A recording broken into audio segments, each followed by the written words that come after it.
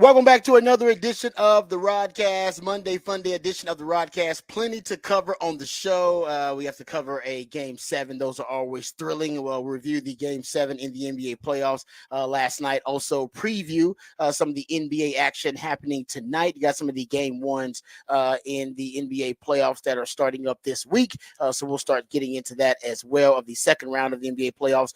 So the Longhorns did get a transfer portal commitment at the cornerback position. We know they needed it. They lost two defensive backs via the transfer portal. It give it and it take it away. So the Longhorns have a transfer portal commitment. We'll get into it, give you all the details, talk about that as well. Last week, we discussed the report from CBS Sports that the Big Ten and the SEC had met to discuss a revenue sharing deal, a potential revenue sharing deal with the players.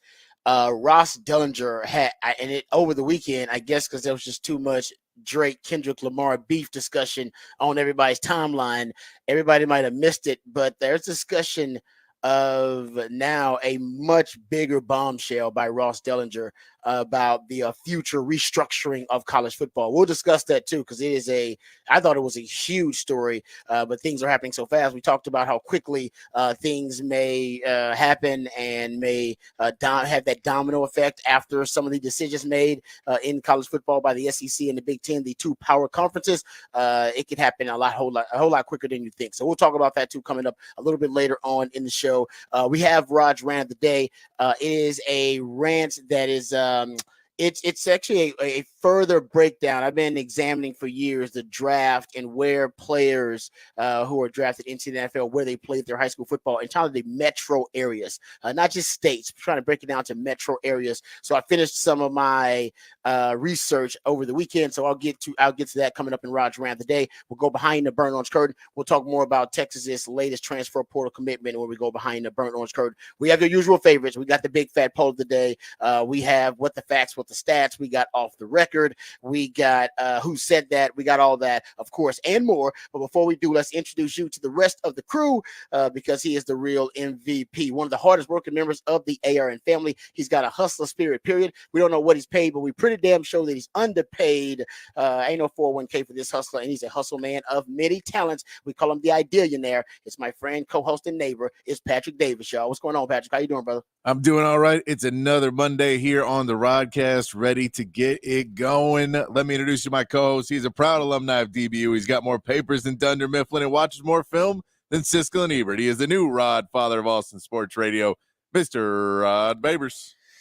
Thank you for the intro, brother. As always, Patrick, of course, wears many hats on the show, so he'll bring you the big fat poll today coming up a little bit later on the 6 o'clock. Also, the musically themed day of the week. We'll get to that coming up a little bit later on in the 6 o'clock. But like I said, we'll also get to that Ross Dellinger report, which I thought was it was interesting. And like I said, I was surprised that it didn't get a lot more attention, but I think there was just a lot going on over the weekend. You got the NBA playoffs happening too, but he's saying that the athlete compensation model, the new college model they're talking about, that they could be trying to vote on this thing within the next couple of months, like in the next few months, they're trying to vote on it. So it may be much further down the road initially than I thought. I thought it was just a speculative report, something that, they'll get to it. But this thing may be happening faster than we thought. So we'll get to that coming up in the 7 o'clock. But we'll get to the Horn headlines, of course. That'll be coming up here momentarily to get you updated and educated and informed with the big headlines of the day. We also have a Rangers report. Don't let me forget, Rangers report coming up. We'll have that in the 9 o'clock. So Rangers fans, we ain't forget about you. I promise you on that. We'll get to the Rangers report coming up in the 9 o'clock hour, and we'll try to cram in as much other stuff as we can. I promise you. There's a lot going on in the sports world. I saw that the Indiana Fever are now being you can see them like there's some of the preseason games. Like I was just flipping channels and I was like, oh man, they're promoting Caitlin Clark out there. There you go. So there you go. I'll admit I didn't watch it. I'm not gonna watch WNBA preseason. I'm not that sick. But I did see that. I've never been flipping the stations and seeing a WNBA preseason games. Yeah. I don't know. I mean, maybe I'm wrong about that. No. I don't think maybe she's more aware of it now. No. Because I know her first one was on the WNBA app. They put her first one on there, and I think enough people were where like, Interested? why is this on an app and not on TV? And people, Okay. yeah. Yeah. So I Yeah. think I don't know if they did it up really quickly or if this was always planned, but yeah, I if don't think I've if ever you're in seen it. TV, I don't know why you wouldn't put it on at this point. Yeah. There's Yeah. not enough Exactly. other sports happening. I figure it would get better ratings than cornhole or something else that you got going on, as we get to Yeah. the end of the season. I would definitely rather watch WNBA preseason basketball than cornhole. Yeah. I'll admit that. But I just saw it and I was like, oh man, there you go. They're promoted. Good for them. They should be promoting Caitlin Clark and women's basketball right now. It's having a moment. All right, we'll have our moment. Let's get to the Horn headlines first, and then we'll get to the NBA. We'll talk about the NBA playoffs. You had a Game 7. Nothing better than a Game 7. We'll talk about that last night, and we'll talk about the Game 1s that are starting up this week, and also the Texas transfer portal commitment at the cornerback position, something they needed after losing Terrence Brooks. They needed that desperately, and Javion Cole is the San Jose State cornerback that Texas will now add to the roster. So we'll talk about that too coming up. But first, let's get informed, let's get educated and updated with the Horn headlines from my man Patrick Davis. All right, your Horn headlines brought to you by Top Gun Rentals and Lawn Equipment. Texas baseball won their series against Oklahoma State 2-1, putting Texas in a 3-way tie for second place in the Big 12. Late inning heroics allowed Texas to get wins on Friday and Saturday, but set themselves up for a chance to win the Big 12 with 2 more series left in the regular season. Texas softball swept Texas Tech over the weekend with 5-inning run rule victories in all 3 games. The Longhorns finished their regular season on a 16-game win streak and win the Big 12 regular season title for the first time since 2010. Texas will now play the winner of Wednesday's Texas Tech versus Iowa State game in the second round of the Big 12 tournament. In the NBA, the second round is set with the Mavs and Cavs winning their series and moving on, and the Timberwolves took Game 1 of their second round matchup with the Nuggets behind a great performance from Anthony Edwards, who had 43 points in the game. They will be back in action tonight with Denver trying not to fall down 2-0, and the Pacers and Knicks will begin their series. In Major League Baseball, the Astros lost their series to the Mariners, starting strong with a win on Friday, but the Astros blew their 8th save of the season on Sunday and fall to 12-22. They will now travel to New York to take on the Yankees starting Tuesday. And the Rangers get a series win over the Royals, including a dominating 15-4 win on Saturday. The Rangers now travel to Oakland to take on the A's with pregame beginning at 8 p.m. tonight here on the Horn, and that is your Horn headlines. All right, thank you, Patrick, for the Horn headlines. We appreciate those. The NBA playoffs, you'll have Game 1 of that Indiana New York series starting up tonight. We'll get to that Game 1 for that Minnesota Denver series did not disappoint. No, and we've talked about it, and we'll get to obviously a lot of the matchups from over the weekend too. But your synopsis, if you will, of the NBA playoffs, that is the young stars chance to now pretty much announce themselves on the big stage. Man, it is certainly the case, whether you're talking about Paolo Banchero and what he's done, or whether you're obviously talking about Anthony Edwards and what he did over the weekend and what he's done so far in the playoffs. That does seem to be the theme. Yeah, I mean, so you said that before the playoffs started. Yeah, and that's Anthony Edwards especially is becoming one of those guys, and he's using this as a example to push himself up. We're going to see SGA going up against the Mavs in that series and see if he can start to solidify himself a little bit more. I think that first series, maybe Oklahoma City didn't get as much, you're playing an 8 seed. It wasn't necessarily. Yeah, they didn't get. Yeah, you're right. They didn't get a lot of promotion. So now you're playing the Mavs. You're playing Luka. You're playing Kyrie. Maybe that'll boost that series up a little bit more and get SGA a little bit more eyes if he goes out and has a really great series. We've seen Jalen Brunson turn it on, and he's starting to stand out in there. It's fun to watch a lot of these guys. Paolo Banchero, it's a shame that he is out. But it is a shame. But he's been playing great. He's put the league on notice that the Magic are going to be a problem as long as he's there. So you see a lot of good stuff. And for the Cavs advancing, we know that it was Donovan Mitchell who came out in that game and really was the factor in the second half. There's no doubt to get them advanced in the playoffs. But you still get a shot for a Darius Garland or an Evan Mobley or some of those guys to have some big games and show off that they can be part of the future of the NBA as well. Yeah, no, it's no doubt. I mean, as I was watching this week, I was like, man, my man Patrick watches a lot of basketball, and he knew he was like, this is the playoffs, and he did. You see the old guard just fade away. Your Yeah. Stephs, and your LeBrons, the KDs, they just got to fade away into the background, and you're left with all these really great young stars that I don't think a lot of people have gotten the chance to see. Getting to the game 7 last night, you talked about Donovan Mitchell's 39 points, so there's no question he led this team, but it was interesting. I mean, they trailed by 18 in the first half at one point, and fought back in that game. According to the NBA, NBA.com, Cleveland's comeback is the largest in a game 7 since the league began tracking the play-by-play in 1997. That's pretty wild, actually, because game 7s, I guess once there's so much urgency in a game 7, anything can happen. When you get that much momentum, usually, because the teams obviously are very even. That's why they're in game 7. You get that much momentum in a game 7. I guess usually psychologically it's a little overwhelming for the opponent, but not in this case at all. No, and that's what you normally see in a playoff series throughout is by game 5, game 6, you start to see less swings, like dramatic swings in series and in games, because you really started to figure each other out better. You kind of know everybody's chess moves at that point. But this was a game that Donovan Mitchell just, didn't start off playing really well. And then whatever happened, the switch in his head went off that he really didn't want to go home. And, he knew he wasn't getting much help from the rest of the team. And he kind of just put it on his shoulders.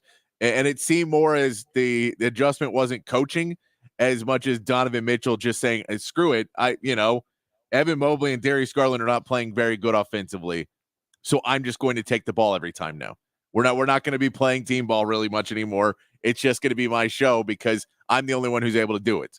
And that was kind of the switch. And Orlando just didn't have an answer defensively to stop him. Yeah, he did the damn thing. They were down. Cleveland was down by 10 at half, but then Cleveland outscored Orlando in the third quarter, 33-15. The Magic went 4 of 24. Yep. In the third quarter, and that was really the swing back in Cleveland's the momentum back in their favor. And then they never looked back. And like you said, Donovan Mitchell just took over. He put the cape on. But I'll give Paolo Banchero credit. He scored 38 points, but just 14 after halftime. But I mean, he had 16 rebounds. He was early on, man. He was the best player. It looked like on the floor for either team. Early on, but then Donovan Mitchell became the best player. He really did kind of swing. It was from Banchero being the best player on in the series at that point, at least in that game, and then Donovan Mitchell became the best player, and Banchero just couldn't really close. But he's got a bright future. That dude is talented, man. Yeah, really talented. No, he's a guy that because he's in Orlando and they just haven't been great, that he's kind of gone under the radar. But you see, and this is, and I harp on it a lot about free throws, but it's because free throws are usually a good sign of aggression. And it's not for every player, but they're usually a good sign of aggression of them. You're getting to the basket, you're getting around, you're creating plays, you're creating contact, you're creating, you're making defensive players make a decision whether they're going to foul you or let you go. And if you continue to do that, they usually start to let you go. Banchero did that very early, and then Mitchell did it late. But you see guys like Darius Garland, Evan Mobley didn't necessarily attack as much. So their numbers were down, and they try to shoot threes, and they try and shoot themselves out of a slump instead of attacking the basket and attacking the basket. Franz Wagner and Jalen Suggs for Orlando. I mean, Wagner was 1 for 15. Suggs was 2 for 13. Yeah. That's where you have to stop taking jump shots and just go attack the basket. Yeah. And so those, this was for Orlando a great learning experience. But you saw the guys that now know what a game 7 is, know what the playoffs are, and what they're going to need to do in the offseason to improve to where they can, not let this happen. Because if those guys show up, then they can counteract the Cavs, that Mobley steps up defensively, and Mitchell playing well. You can come back and make a run at it, and you don't lose that game if those guys don't just play so poorly in the second half. Yeah. No, it's no, you're right about that, but it's game 7. What a swing! I mean, like you said, we haven't seen a swing like that in like 20-something years in a game 7. So history made, but the Cavs are moving on to let's get to some of the games from this past weekend. I want to get your thoughts about I want to get your thoughts about the Minnesota Denver game 1. And man, Jokic, it's interesting because you said Minnesota. Minnesota has they got the pieces to be able to. I can say he can't defend Jokic because nobody can, but at least they can throw enough capable defenders at him to Yeah. make him work real hard. And I think that's what they did. They just kind of made him work hard for everything. I think he had 7 turnovers. I mean, he still filled up the stat sheet. He was unbelievable. I think he had overall, was it 32 points, 9 assists, 8 rebounds, 3 steals. He was great. But the 7 turnovers were uncharacteristic of him. And I think it was because he was working hard. And it was also obviously, Anthony Edwards took over the game too. I mean, he was unbelievable with 43 points, 17 of 29, 7 rebounds, 3 assists, 2 blocks. Some of those Michael Jordan comparisons people have been making, he looked worthy of them in that game. I mean, he had 13 points in the first like comparisons. 3 or 4 minutes of the game. Dude. I mean, he just came out and lit them up early, and then Denver was able to come back, of course, and make it a game. And they, it evened out quickly enough. They didn't even out before the end of the first quarter, but that start by Anthony Edwards, where he came out ready to go. But I think this is what's interesting in the series. It'll look very different in game 2 than it looked in game 1, because it felt like Denver came out, and the Lakers and the Timberwolves are such different teams that the Nuggets were kind of still in Lakers mode. Like they were still in that mindset of, okay, this is what we have to do to win. And, we know what we're doing.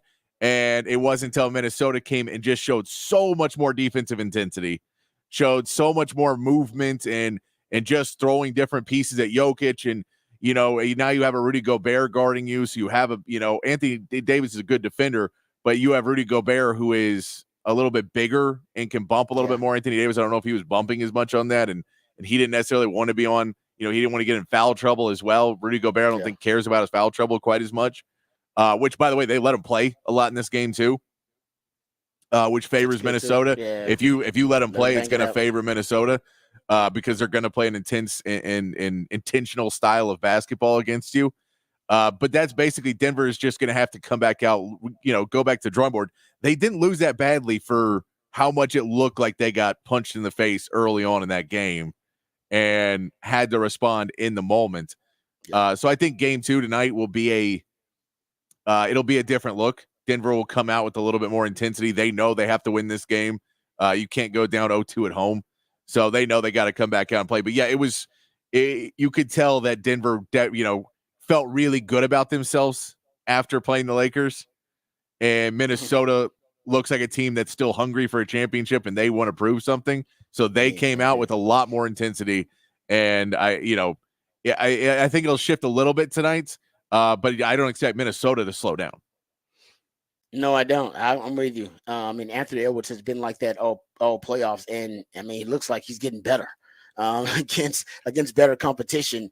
And we had that conversation last week about who would you build your franchise around. Yeah. I think Anthony Edwards made my top 3. Yeah. But man, I think he right now he's looking like, if we said he had to be the best player potentially if he wanted to, claim the throne as the kind of best young talent in the NBA and be one of those guys who looks like he could be we talked about being an MVP of the league, but also being an American-born MVP. There's so many great players internationally that have come to the NBA and that have obviously, made a name for themselves and become MVP. Jokic being one of them, Giannis being another one.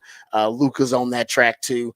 And, Anthony Edwards right now looks like he may be the next one that can be an MVP, but also an American-born MVP in the NBA. We haven't seen one in a while, it would seem. Yeah, just 22 years old. A lot of a bright future ahead of him. But yeah, he's one of the pieces when he came out in the draft. One of the things they were talking about with Anthony Edwards was they didn't know if he had the motor and the competitive sickness to really compete at the highest levels.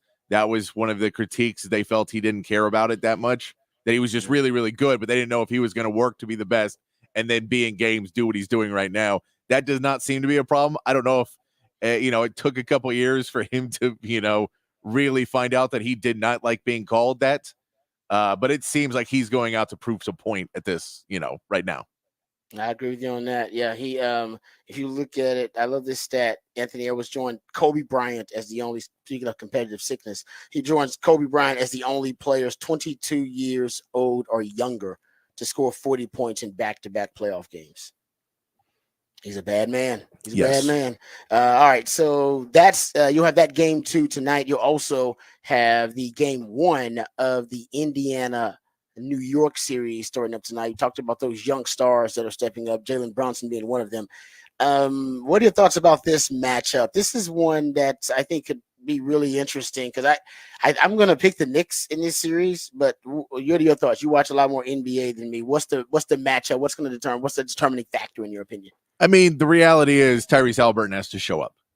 Yeah. The way Jalen Brunson's playing right now, the way the Knicks are playing, they just, even with the injuries, have a more talented roster than Indiana does. Indiana can go on runs. If Indiana shoots the three well, they're going to be able to, make a run in this series and get a couple wins. But we just haven't seen the same Tyrese Halliburton in the second half of the season. Miles Turner's had some really good games, but then he's, got a little banged up in this series, and it wasn't the same type of player at the end of it.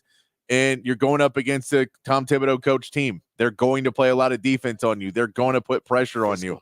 And so for this Indiana team, can they play up to that level in there, or is this going to blitz them with the talent, with the defense? Is it going to kind of blitz this Indiana team and see if we can shoot? I mean, I think you're going to see a game where Indiana probably shoots under 20% from three and just gets run on it, because they're going to, Indiana's a team that likes to kind of go to that route. When things get tough, they like to shoot more threes instead of less threes. And sometimes that'll come back to bite you. And it feels like in one game in this series, it's going to be that of them just trying to shoot themselves out of it and digging themselves a bigger and bigger hole. But if you're Indiana, you just have to try and go in with the mindset of, we can be tougher, we can go inside. Let's push the ball on them and try and get the pace up enough that we're getting shots around the basket. We're getting high quality shots. We're going fast enough that we're going to wear them down, make them get into their bench depth, make them tire out. Don't let Jalen Brunson be, healthy at the end of the game and feeling good 40 minutes in. You want to make him feel like he's getting run out, chasing Tyrese Halliburton around all game. You'd rather have that. But again, it goes back to Tyrese Halliburton. You have to be able to somewhat mitigate and match what Jalen Brunson's doing. If you're the star of that team, you have to match what the star of the other team is doing. And if you can't do that, you're relying on too much of the rest of this team. It's a great. Literally, that's what that game 7 came down to between Cleveland and Orlando. Yeah. Banchero was killing it in the first half, had like 24 points, was balling, and Donovan Mitchell was like, all right. He looked around, I was like, all right, y'all good. I guess it's me. Okay. Yeah. I'm the star. It's got to be me then. And then he ends up with 39 points and lead his team to win. I'm with you. It's that in clutch time. It's your stars, superstars, and then clutch time. Because all these games essentially, I mean, they're playoff games, they're good teams. So they come down to clutch time. Who's going to be clutch? And we know, the Nuggets have been clutch. Jamal Murray's been clutch already in these playoffs. I think that's what it comes down to a lot of the time, too. All right, so good breakdown there of the matchups tonight. We'll get back to that conversation. But let's talk about the Texas transfer portal commitment. We'll continue, of course, talking about it when we go behind the burnt orange curtain. But they got their 10th portal commitment overall. And his name is Javion Cole. He's from San Jose State. Now, he transferred initially from Cal Poly, started at Cal Poly as a true freshman at the FCS level, then transferred to San Jose State. What I like about his game is he's a ball hawk, gets his hands on the football. He's to me, he's a guy that is better playing off coverage. I haven't seen him play a ton of press. He's best playing off coverage, in my opinion. I think he has a natural feel for playing off and playing zone coverage. Texas will play a lot of zone. Texas will play cover 4 pattern match zone. They'll play cover 3 matchup zone. So they'll play basically a lot of zone match zone coverages. That essentially it's a zone that deteriorates into a man. It turns into a man coverage at one point. But he's great when he plays off because he's really patient, retreating out of his stance. A lot of young DBs, they've been, some of them are taught this, but they're really quick to try to get out of their their back pedal or their stance when they're retreating and off coverage and giving way too much room. Texas DBs have done this, right? Give way too much cushion. It's like, dude, that's way too much cushion. Yeah. That's an easy completion for them. Don't give up an easy completion. You're already playing off. You already have a bit of cushion already. Don't retreat and give even more cushion and make it easy. He's really patient getting out of his stance and retreating. That's important. That's why he gets his hands on a lot of footballs, right? Because he's reading a 3-step. He's reading a 3-step drop. And we live in a 3-step league. Now, it used to be 3 yards in the cloud of dust. Now it's a 3-step league. Everything, pretty much 65% of the passing game at the college and the pro level is 3-step. It's just getting the ball out quick, fast, in a hurry. So you're playing off coverage. You got to be reading the 3-step. On the route tree, your 3-step is your smoke, your quick. Hell, that's actually sometimes not even a 3-step for the smoke route. You just quarterback just turns, throws it out there real quick. But you got your hitch route, your slant route, your quick out. Those are pretty much your quick game throws. You got your glance route now that they throw in there. They got the buzz route they throw. They have the what they call the yo-yo, where Xavier Worthy's ran this route where you take it in like you're running a crossing route, and then you reverse pivot, come back out. We've seen that. So the quick game is really most of the passing tree, and when you're a defensive back, you should be eliminating routes, right? As you retreat, you eliminate the quick game. That's why you read the 3-step. Quarterback comes out 3-step. He's got to look at you. It's 3-step. He's can't. Now, Patrick Mahomes can do some freaky stuff, like do a 3-step drop and look in the other direction and throw it. That's if they're doing stuff like that, then you got no shot anyway. Right. Yeah. So you're reading a 3-step. He's going to be looking at you. And once he passes up 3 steps, and in your mind, you should have a clock too. Once he passes up those 3 steps and you're looking at the quarterback and he's your key, then you can immediately, if he does start looking at you, throwing a 3-step drop, and you see him plant that foot, all right, and then you see the mechanics, right? You see the body shift, looks like he's about to throw it, and then you can immediately shift your eyes to the wide receiver. Boom. You go from quarterback 3-step, boom, right to the wide receiver. And then you look at the wide receiver, whether you judge his route, right? Is he breaking down, read his hips? Is he breaking out? Is he breaking in? Depending on your leverage, are you inside leverage, or you outside leverage?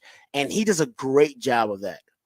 And then once he is done with the 3-step read, he does a great job of finding the receiver again and off coverage, and then he's still patient. Like I said, he's not a guy that's afraid. A lot of guys are afraid of getting beat deep, and that really influences their coverage because they're always retreating. They're always turning a little bit too early, turning their hips early. He does not do that. I mean, this is a guy that once he eliminates the 3-step, then he's trying to eliminate the 5-step. And once he eliminates the 5-step, then you can see him try to defend the 7-step, which is your deep routes, your real deep routes. That's what I love about this game. The 5-step is your intermediate game. The 7-step is kind of the deep passing game. But that's what I love about his game, is that I can tell mentally that he's eliminating routes, reads the 3-step really well, patient retreating, and he's a ball hawk. He's thinking ball first. And in zone coverage, you can tell he reads his keys really well. Goes from quarterback to number 1 to number 2, which is in zone coverage most of the time what you're reading quick. You're going from one key to another key to another key. Every key will alert you to the next one. All right, you're reading the quarterback for the 3-step. All right, 3-step is done. Snap it back to number 1. All right, number 1 is still going vertical. Snap to number 2. What's number 2 doing? Is number 2 vertical? If he's vertical, I got to say vertical too. Especially in zone coverage, I got to defend both those guys. If number 2 is going out, okay, good. Then essentially I'm locked up man to man on number 1. My matchup zone becomes man. I'm matched on him, right? So that's he's great at that. Like some guys aren't good at that. They're not good in the process. They panic. Eyes start getting lost. Like, what were you looking at? I don't know, coach. The hell, you don't know what you were looking at. You go from, you should know. I read quarterback to number 2 to number 1. I read quarterback from number 1 to number 2. And he's you can tell watching the film that's natural for him, and that puts him in the right place in his coverage. He's in the right place because he reads his keys really well, and when he's in the right place, he goes to make a play on the football. So that's what I like about him. Just kind of watching him on film. I'd like to see if he can play more press coverage. Looks like he's a high IQ football player. Press coverage is a different monster altogether. And Texas wants to play more press coverage. They just don't necessarily have. They got the athletes to do it right now. They just their fundamentals failed them. Their technique failed them too often. They need to be more proficient in their technique. All right, let's there you go. So that's the breakdown about it. Is my personal kind of breakdown of it, but we'll come back and give you some more details about Javion Cole. He's gonna play. There's no reason to bring him in. And with the departure of Terrence Brooks, he gonna play. I mean, and you needed him. Yeah, you needed him, no doubt. You needed somebody that can rotate at that field. I think he'll be at the field corner spot probably. So they got a guy. They still may be looking for somebody else. They may be looking for, honestly, this may not be it too. And he wasn't, I know some people are like, oh man, San Jose State, is that the best they could do?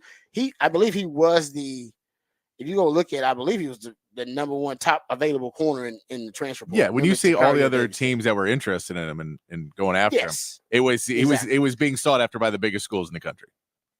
Yes, Michigan State, Auburn, with some of the schools that were on board. So I mean, that's I think Tennessee. I think Ohio State had called on there as well. Offering them late, yeah. So I mean, he was getting some love. He getting some SEC love. That's why he's going to be playing in the SEC. There you go. All right, we'll come back. We'll give you some more details about him, and I'm going to watch some more film on him. I'm going to try to watch games. I hate watching highlights because what does a highlight tell you about a player? Exactly. Everybody's highlights are going to be good. Like, you know what I mean? You ever saw some highlights and somebody was like, all right, guys, if you see somebody's highlights and you don't think they're a good player, do not recruit that player because they're highlights. They're supposed to be great.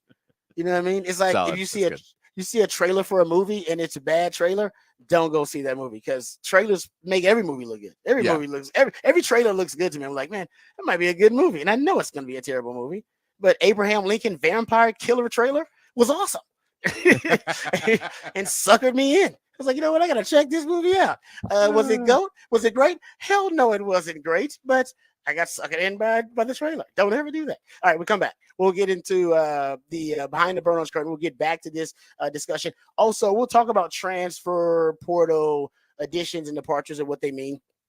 And also, we'll get into some of the other. There's some Texas football related news and nuggets that I want to get to too. All of that and more when we return right here on the Rodcast featuring Patrick Davis. I'm Lifetime Longhorn. Rod Davis coming back on the horn.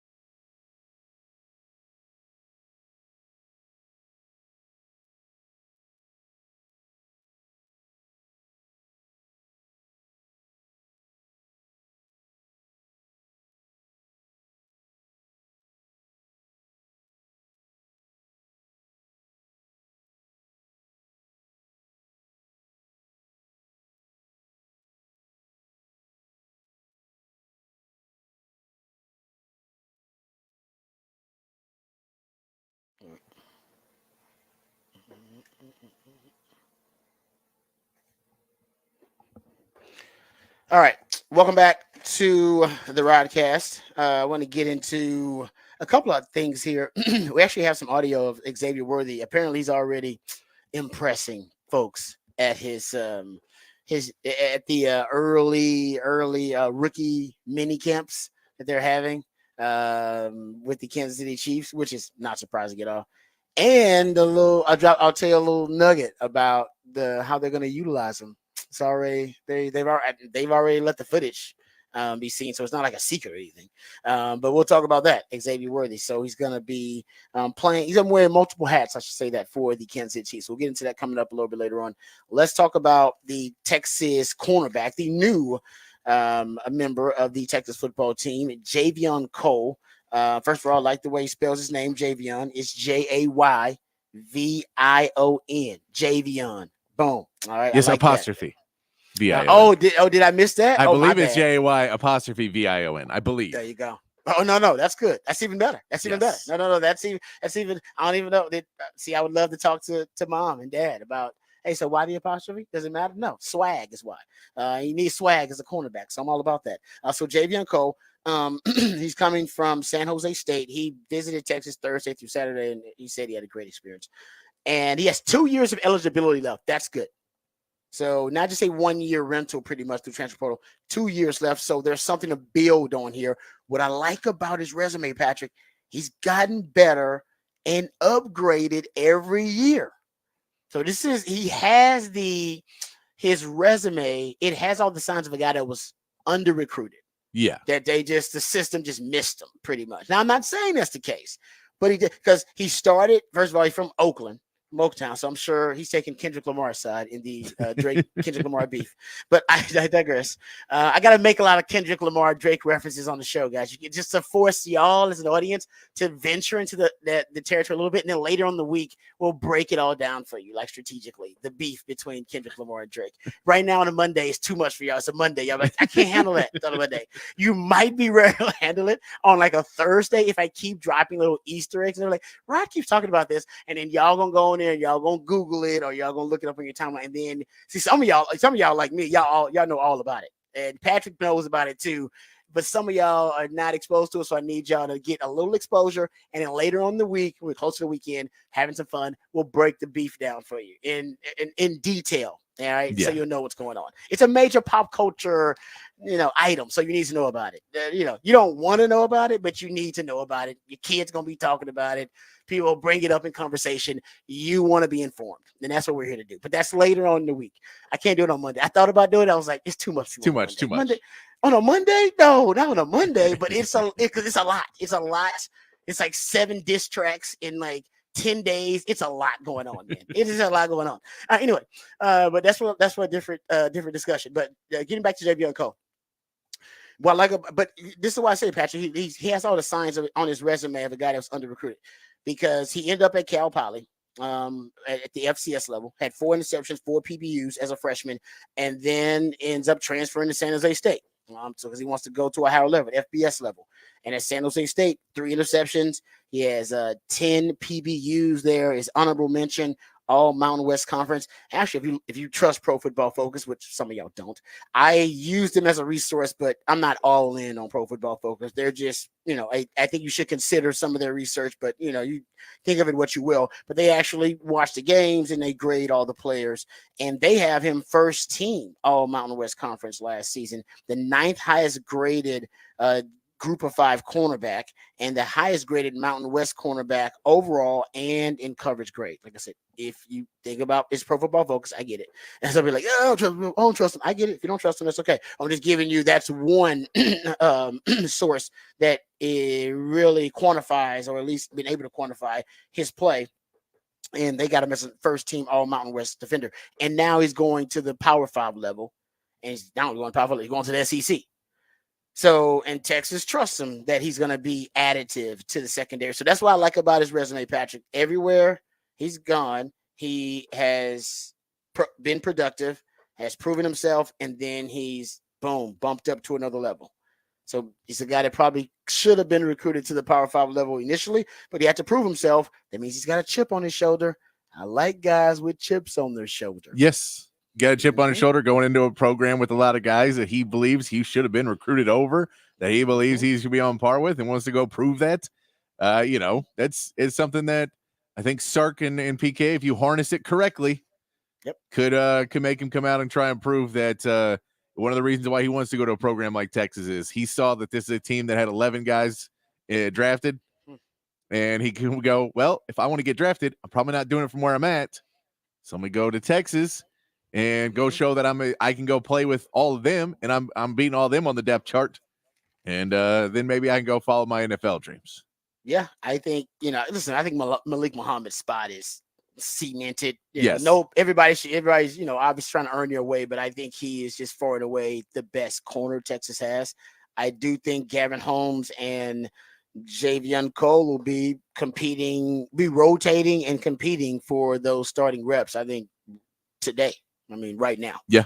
And I think ultimately, like I said, he's going to play for Texas. Do I think he's better than Gavin Holmes? I that's something to consider. I don't know if I watching film if I'd say, oh yeah, he's definitely better than Gavin Holmes. I got to see how he plays in like man bump and run coverage. If he can play bump and run coverage and has good technique, playing bump and run coverage, he maybe because his off coverage I think is better than Gavin Holmes. His off coverage is really good. I talked about Yeah. this earlier, but he's great at reading the 3-step. His eyes are really disciplined, reading his keys, and because of that, he's usually in the right place.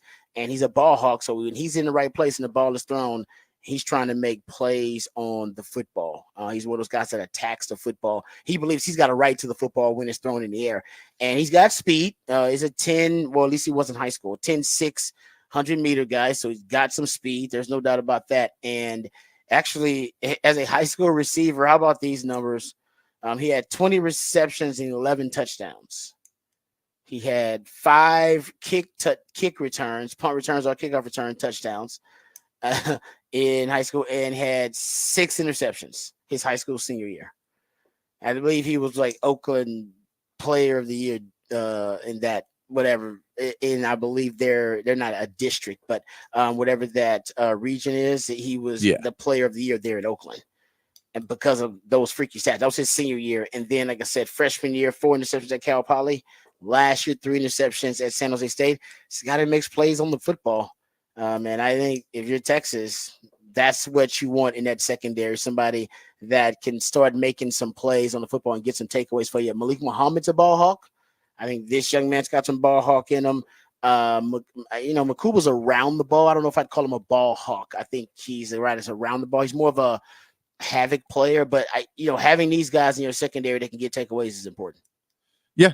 No, it's in reality, it's one of those pieces you need to have more guys that are ready to play and good right now, because we know that they're depending on matchups and everything else, you're going to need all the health you can get in that secondary.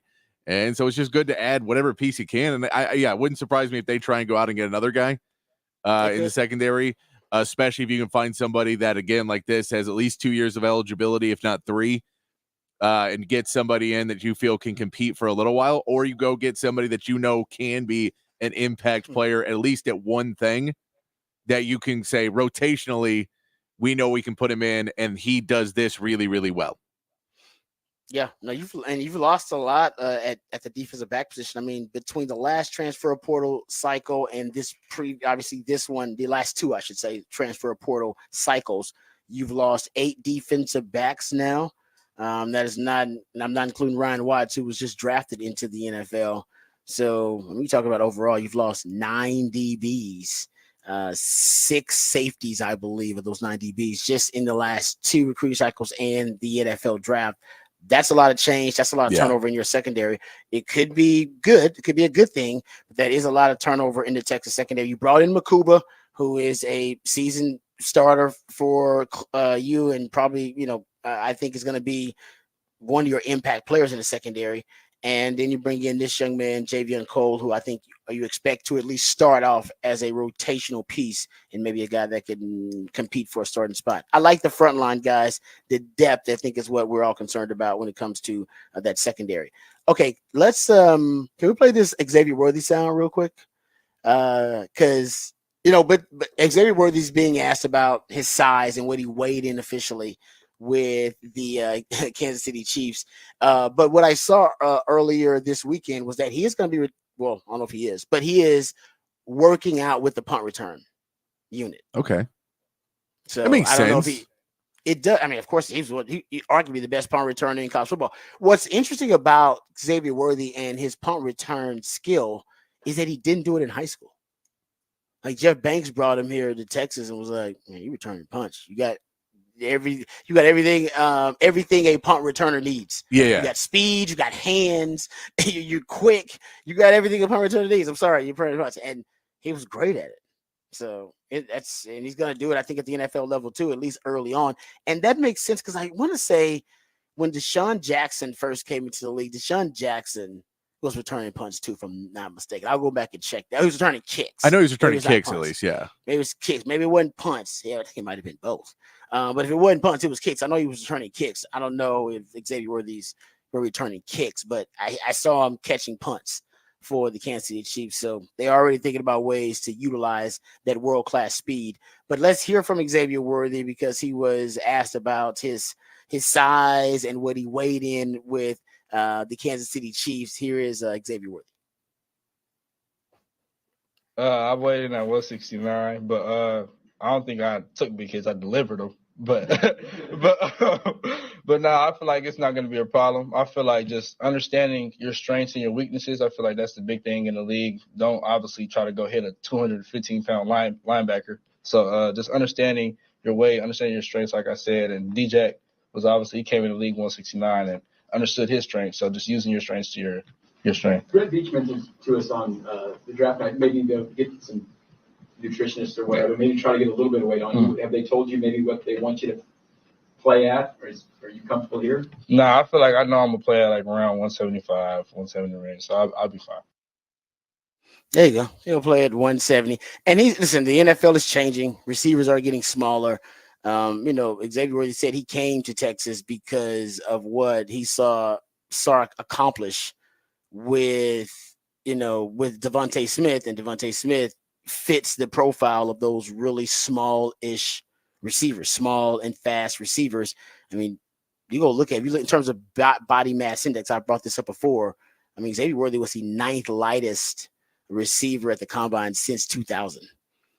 And the only receiver who is as light as Xavier Worthy was, who's also, had 1,000 yards in the NFL, was Deshaun Jackson. Which we had it backwards. So he is the comp. He is punt returner, not a kick returner. His first 3 years. He was a punt returner. So 2008 he had 50 attempts. 2009 he had 29. 2010 he had 20. Then 17 it kind of went down. But four punt return touchdowns in his career. Yeah, I knew he returned some kick. I just didn't. So he's only returned 5 kickoffs. Well, I thought he would have done more too. But apparently it was punts, not kickoffs. Okay. Yeah. No, but that's it. It fits even more that he's in the Xavier Worthy profile. I remember Xavier Worthy said he patterned his game after Deshaun Jackson. Yeah. And then Andy Reid was the one that drafted both of them and knew how to use both of them. Got the light Deshaun Jackson to 1,000 yards and weaponized him as a prolific receiver.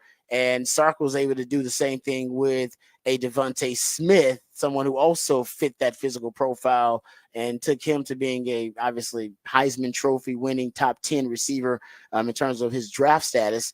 So it really is aligning for Xavier Worthy. I mean, he made a good decision to transfer from Michigan to Texas because of seeing what Sark did with Devontae Smith and saying, hey, man, I'm basically that same type of body style and profile. I need to be with Sark because Sark knows how to weaponize those kind of receivers. And then because of the football guys, and I think also because Andy Reid likes those kind of guys too. Look at him right now with Hollywood Brown and had Kadarius Toney. He ended up drafting Xavier Worthy, who patterned his game after Deshaun Jackson. And then you're with the man who weaponized Deshaun Jackson, who also is one of the lightest receivers in NFL history, like you are in the NFL. It's serendipitous. Yeah, it is serendipitous. No, it's amazing. It's worked out very well for you and poorly for the rest of the NFL. Amen to that, brother. Amen to that. All right. We come back. We'll get into the big fat poll today. There's also the musically themed day of the week. We'll learn what that is. All that and more right here when we return on the Rodcast featuring Patrick Davis on Lifetime Longhorn. Rod Davis coming back on the horn.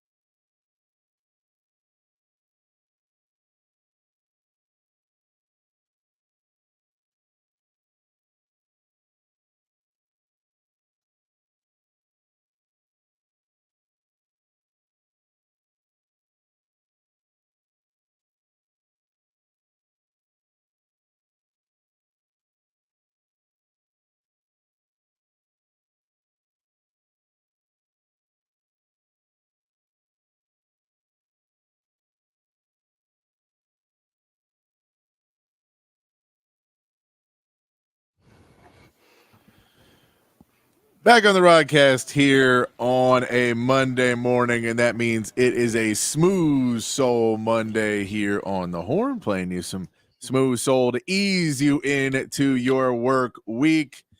Let's get to the big fat poll of the day. Text line is open 512-447-3776 is the text line number. Patrick's big fat poll of the day on the horn. Big fat poll of the day today. JJ Watt did his charity softball tournament over the weekend, and one of the things he said over the weekend kind of stood out and people took notice of when he was talking about staying in shape. He said that he has told D'Amico Ryans that if they need him, he's willing to come back for one more run if they need him. Said, I'm staying in shape, but this is the last year I can do it. This is the last year I'm staying and playing shape. Says, I don't think it'd matter because they got tons of depth and I hope everybody stays healthy. But if you need me, I'll pick up the phone, is what JJ Watt said. Basically saying if you get down and you're, in the playoffs and you have some injuries, or you get down to the end of the season, you have some injuries. I can give you a game or two. I can give you a few games. Game or two. Yeah, I can come in situationally. I can give you a couple. So JJ Watt said that, but it leads us to the big fat poll of the day. which player would you want to see come back for one more run? So which player would you say this is somebody that could Do they still have to go? be in shape? They still have to be able to go because they have to be able to come back. So this is not you can't. This is not fantasy world. Yeah, I would say that's easy. I was like, yeah, okay, I like it. They still got to be able to play a little bit. Yeah, so you can't be like Barry Sanders would be great to come back. You'd be like, Barry's a little old for that now. Yeah, or like VY is a perfect example that we all love the VY to get another run, but VY is not in that shape anymore. No, I love VY, but I've seen him. He ain't in shape. I ain't in that kind of shape no more either, VY. We ain't. No, exactly. So it doesn't have to be football, but you can say any sport. If this guy, you think this person can still come back and play a few more minutes, you'd say, all right, this is somebody I'd love to see. Number one, Tom Brady. Tom Brady has to be at the top of that list. He's the top of that list, man. You know Tom Brady come back right now. You know he's still thinking about it. They just had his roast. Was it roast this weekend? Last night. I wish you could play some of those cuts. The roast was funny. It was actually pretty funny. It was actually pretty funny. It was raunchy, so I don't know if we can play any of it. But it was funny. So Tom Brady's top of the list. Oh, let's see who else. Retired but can still go. Antonio Brown. I don't know why I even laughed when I said that. I think he still could probably play, but he can focus long enough to do it. I mean, the Cowboys are hoping that it's Zeke. Zeke's not retired, though. I know, but he should have been. He should have been. No, I heard a quote. I thought about sending it to you because it's just funny. Zeke said, "I still think I'm a dominant player," and I was like, it's not a lie if you believe it. It's a George Costanza. It's not a lie. You know, you got to believe that you're a pro athlete. You need to believe you're always elite, but no, the stats will say otherwise. Yeah, that's good though. Still in shape. JJ Watt definitely could do it. Because JJ Watt can still do it. I think there's probably still quarterbacks probably an easier position. I think in baseball, there's probably guys that you think maybe a baseball player can come back and give you a few more at bats or a few more pitches maybe. If you have that guy that you think is out there, there's a, I don't know, basketball is a pretty hard one to do. I'm trying to think about basketball. Yeah, I know who's retired recently. I mean, I'm trying to think of who's retired recently in basketball. I know that there was always the people wanted Tim Duncan for like 2 years after he retired. People were like, well, he could come back. He could come back and give you another one. Shaq was one that even though he played forever, people thought he could still come back and give you minutes. Just because of what he did. I like that. Yeah. No, it's good. I had to give it some more thought. Those are the top of the list, though, because JJ Watt was a good one. I mean, that's obviously the inspiration for it. Yeah. And that's a good one, too. All right. Yeah. I'll give that some thought. All right. And it's got to be somebody recent, too. You can't just, like you said, it's not a thought experiment about who can you bring back all the time. Who do you think today still has the ability to play who's recently retired? Yes. Okay. We'll get into that. I like that. Big Text line 512-447-3776. Let us know. All right. Yeah, I like that. All right. So we'll come back. We'll get into that a little bit. I'll think about it. Big fat poll of the day. Also, we'll get into what could be, and we talked about this last week, the restructuring of college football, the SEC and the Big Ten discussing revenue sharing with players. We talked about it almost, that this was going to be something that was far off. But yes, it was obviously they were having discussion phase of this, but that it was something that was far off in the maybe near distant future. That is not the case. Apparently they're talking about voting on changes such as revenue sharing with players in the next couple of months. Yeah. That's what Ross Dellinger's reporting. We'll get into it on the other side and talk about it. What you know about college football and what you know about amateurism and being a student athlete, that could all change drastically in the next year or so. So we'll talk about that on the other side. Big fat poll of the day. Also, Rod's rant of the day. We'll get into where the best players, where the most fertile pockets of football talent in America. We'll get into that as well. All of that and more right here on the Rodcast featuring Patrick Davis on Lifetime Longhorn. Rod Babers coming back on the horn.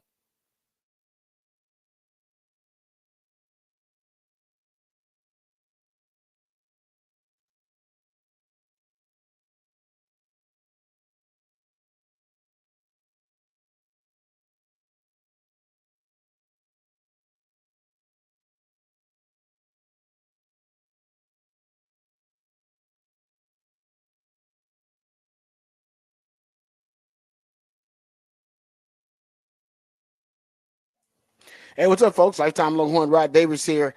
Let's talk about my friends over at Ironworkers Local 482. Now, they've been around for a long, long time. As a matter of fact, a lot of the iconic landmarks here in Austin, Texas, that you may be driving by right now, or maybe you're parked in front of in traffic right now, they're actually constructed and built by the skilled craftsmanship of Ironworkers Local 482, like the Pennybacker Bridge and DKR Stadium. The folks over at Ironworkers Local 482 don't go to the office, they actually build the office. So if you're thinking about an exciting employment opportunity or a refreshing career change, or maybe you want a new challenge, or you want to feel valued by your employer, you can become a valued member of this prestigious organization, Ironworkers Local 482. Right now, they're hiring over 3,000 people for a huge project right here in Central Texas. They're offering competitive wages, competitive benefits, and a pension plan. They even offer training for unskilled labor through their apprenticeship program. So become a member of Ironworkers Local 482 and take pride in the type of teamwork and craftsmanship that help shape the future of our great city. So maximize your potential and accept the challenge of becoming the best version of yourself by going online and applying at ironworkers482.org. That's ironworkers482.org.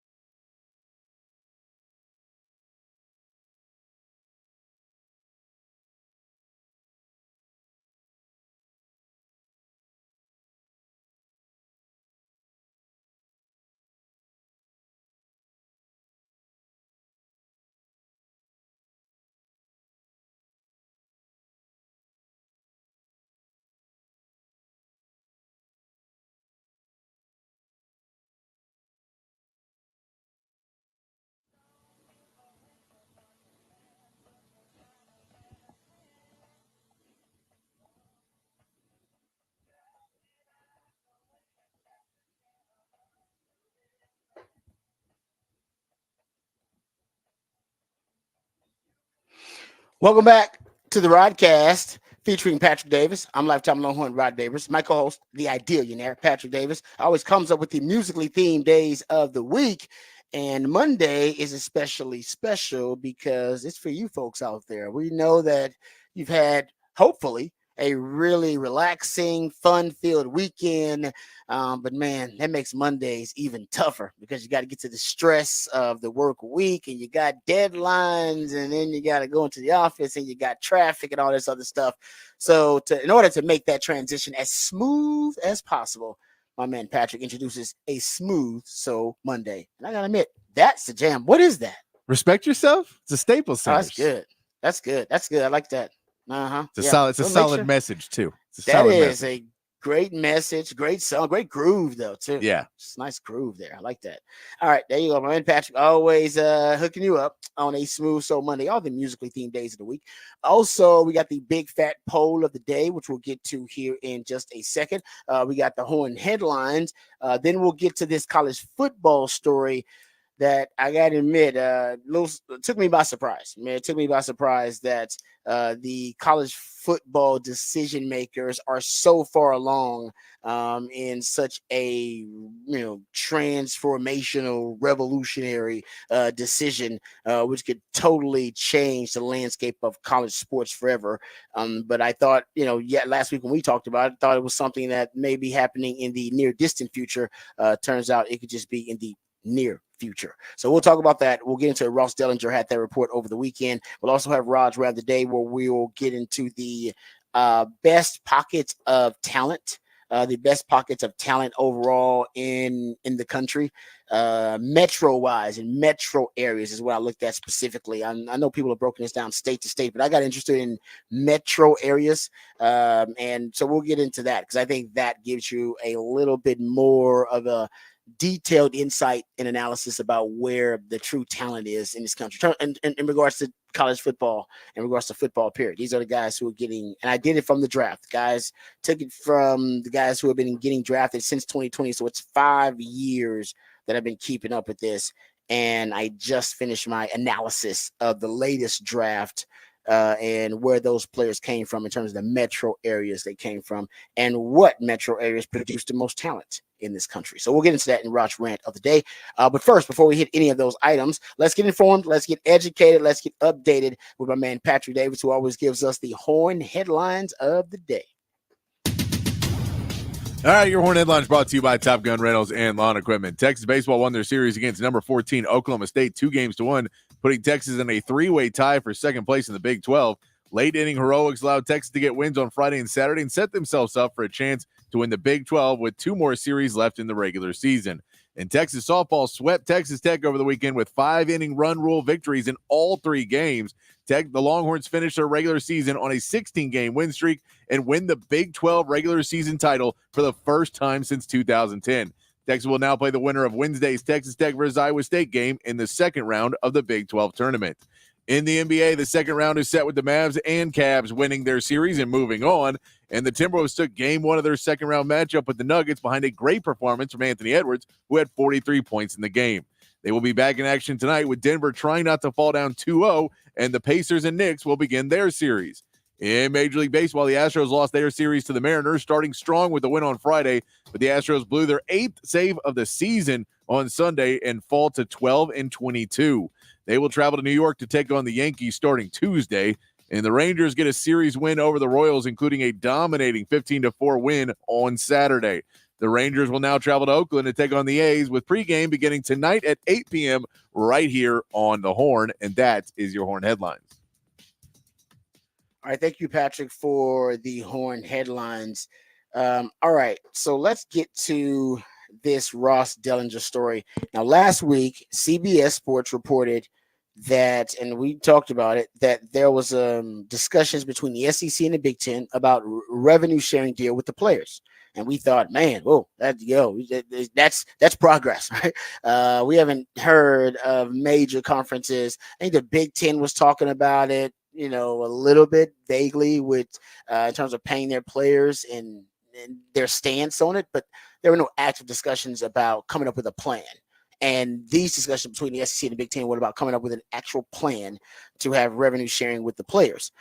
And they said that the 4 power conferences actually had become involved at the later end, but it started with the SEC and it started with the Big Ten.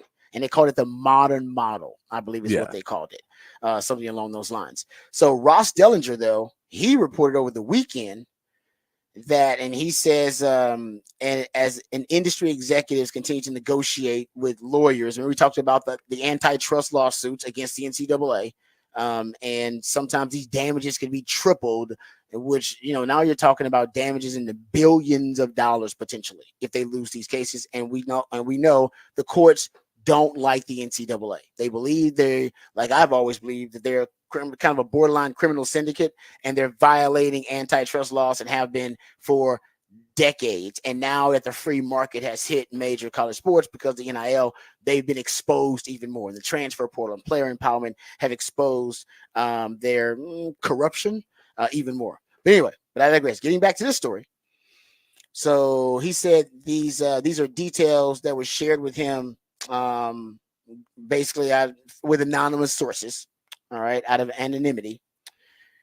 And he said there are negotiations that are active and have been for as many as 8 months. He said not a new revelation, but he said the concepts of this new proposal that's being formalized, he said, actually are a bit surprising. So he's claiming that first of all, they got to settle these lawsuits. This is part of these antitrust lawsuits. That's what's really starting to hasten this movement. Is, hey man, these antitrust lawsuits are going to collapse the NCAA. Like, basically the NCAA won't survive it. All these antitrust, if they lose them, which everybody anticipates they will. So the 10-year settlement agreement could cost each power school as much as $300 million over the decade, or $30 million a year. That figure assumes a school meets what is believed to be, one, a $17 to $22 million revenue distribution cap for athletes. A salary cap. Yes, ladies and gentlemen. that's they call it what they want. Distribution cap. It's a salary cap. Two, at least $2 million in withheld NCAA distribution for back damages. That's paying, essentially, I guess, lawsuits for former players. Yeah. Right? And that have sued them. And three, as much as $10 million in additional scholarship costs related to an expansion of sports-specific roster sizes, a concept previously unpublicized. The $30 million price tag, the starting figure for an industry that has only provided athletes with mostly non-cash resources, is about 20% of the average athletic department budget of public schools in the ACC, Big Ten, SEC, and Big 12. However, as reported, the revenue sharing portion of the new model is permissive, meaning schools are not required to reach the cap or share revenue at all. Schools will have basically discretion to expand scholarships or not across new roster limits expected to be implemented across all sanctioned sports. So basically what Ross Dellinger is saying here is basically, I don't know if everybody can afford this model. And he says there's a deadline basically within the next 40 days to basically agree or disagree on this thing. Implementation no sooner than fall of 2025 is what Ross Dellinger says here in his Yahoo Sports Reports. Fall of 2025 if they agree to this. They got 40 days. So Patrick, it's happening. I think we were discussing it last week as if, okay, at least they're discussing what the future will be. This is something that's probably is now. Yeah, you were like, I think both of us were probably in the time frame of like, okay, in about 5 years is when we'll kind of start to see the revenue sharing take hold, about 5+ years. And yeah, and 2 is not what I was expecting at all. I do think this is business as how business normally works now, which is the numbers may be a little bit high. I don't think they're that high, but they're maybe a little bit high in trying to add in extra pieces as these negotiations are going on to make sure that the public sentiment is against it. Yeah. That they, all these schools know that they need to make sure that's why it's phrased as 300 million as opposed to 30 million a year, because 30 million a year doesn't sound as bad as 300 million. It's over 10 years. He's like, yeah, it is. That's 300 million. Yeah, it is. And it's so, but it's those kind of concepts. I think this is partly, the conferences leaking out things that they want to be told of. You understand this could cripple the sport and it's going to kill it because these guys want this money. And so you say it could cause a lot of problems, and there is. But if you say, well, the business is going to cripple it, then don't propose something that will cripple it. You have to find something in the middle of it. But yeah, it's basically they're up against the rock and the hard place because they didn't want to give at all. So you have to make steps towards it. They seem like they're questioning putting together a gigantic leap, which is trying to make it real. I'm not a huge fan of the salary cap. I'm somebody that believes that you shouldn't be able to pay players. I'm fine with the NIL being how it's done of that, but I think if the colleges are revenue sharing, then you just revenue share. You don't get to say, well, our quarterback makes $10 million and our offensive lineman makes $1 million, and we're going to offer you more because we have this salary cap room.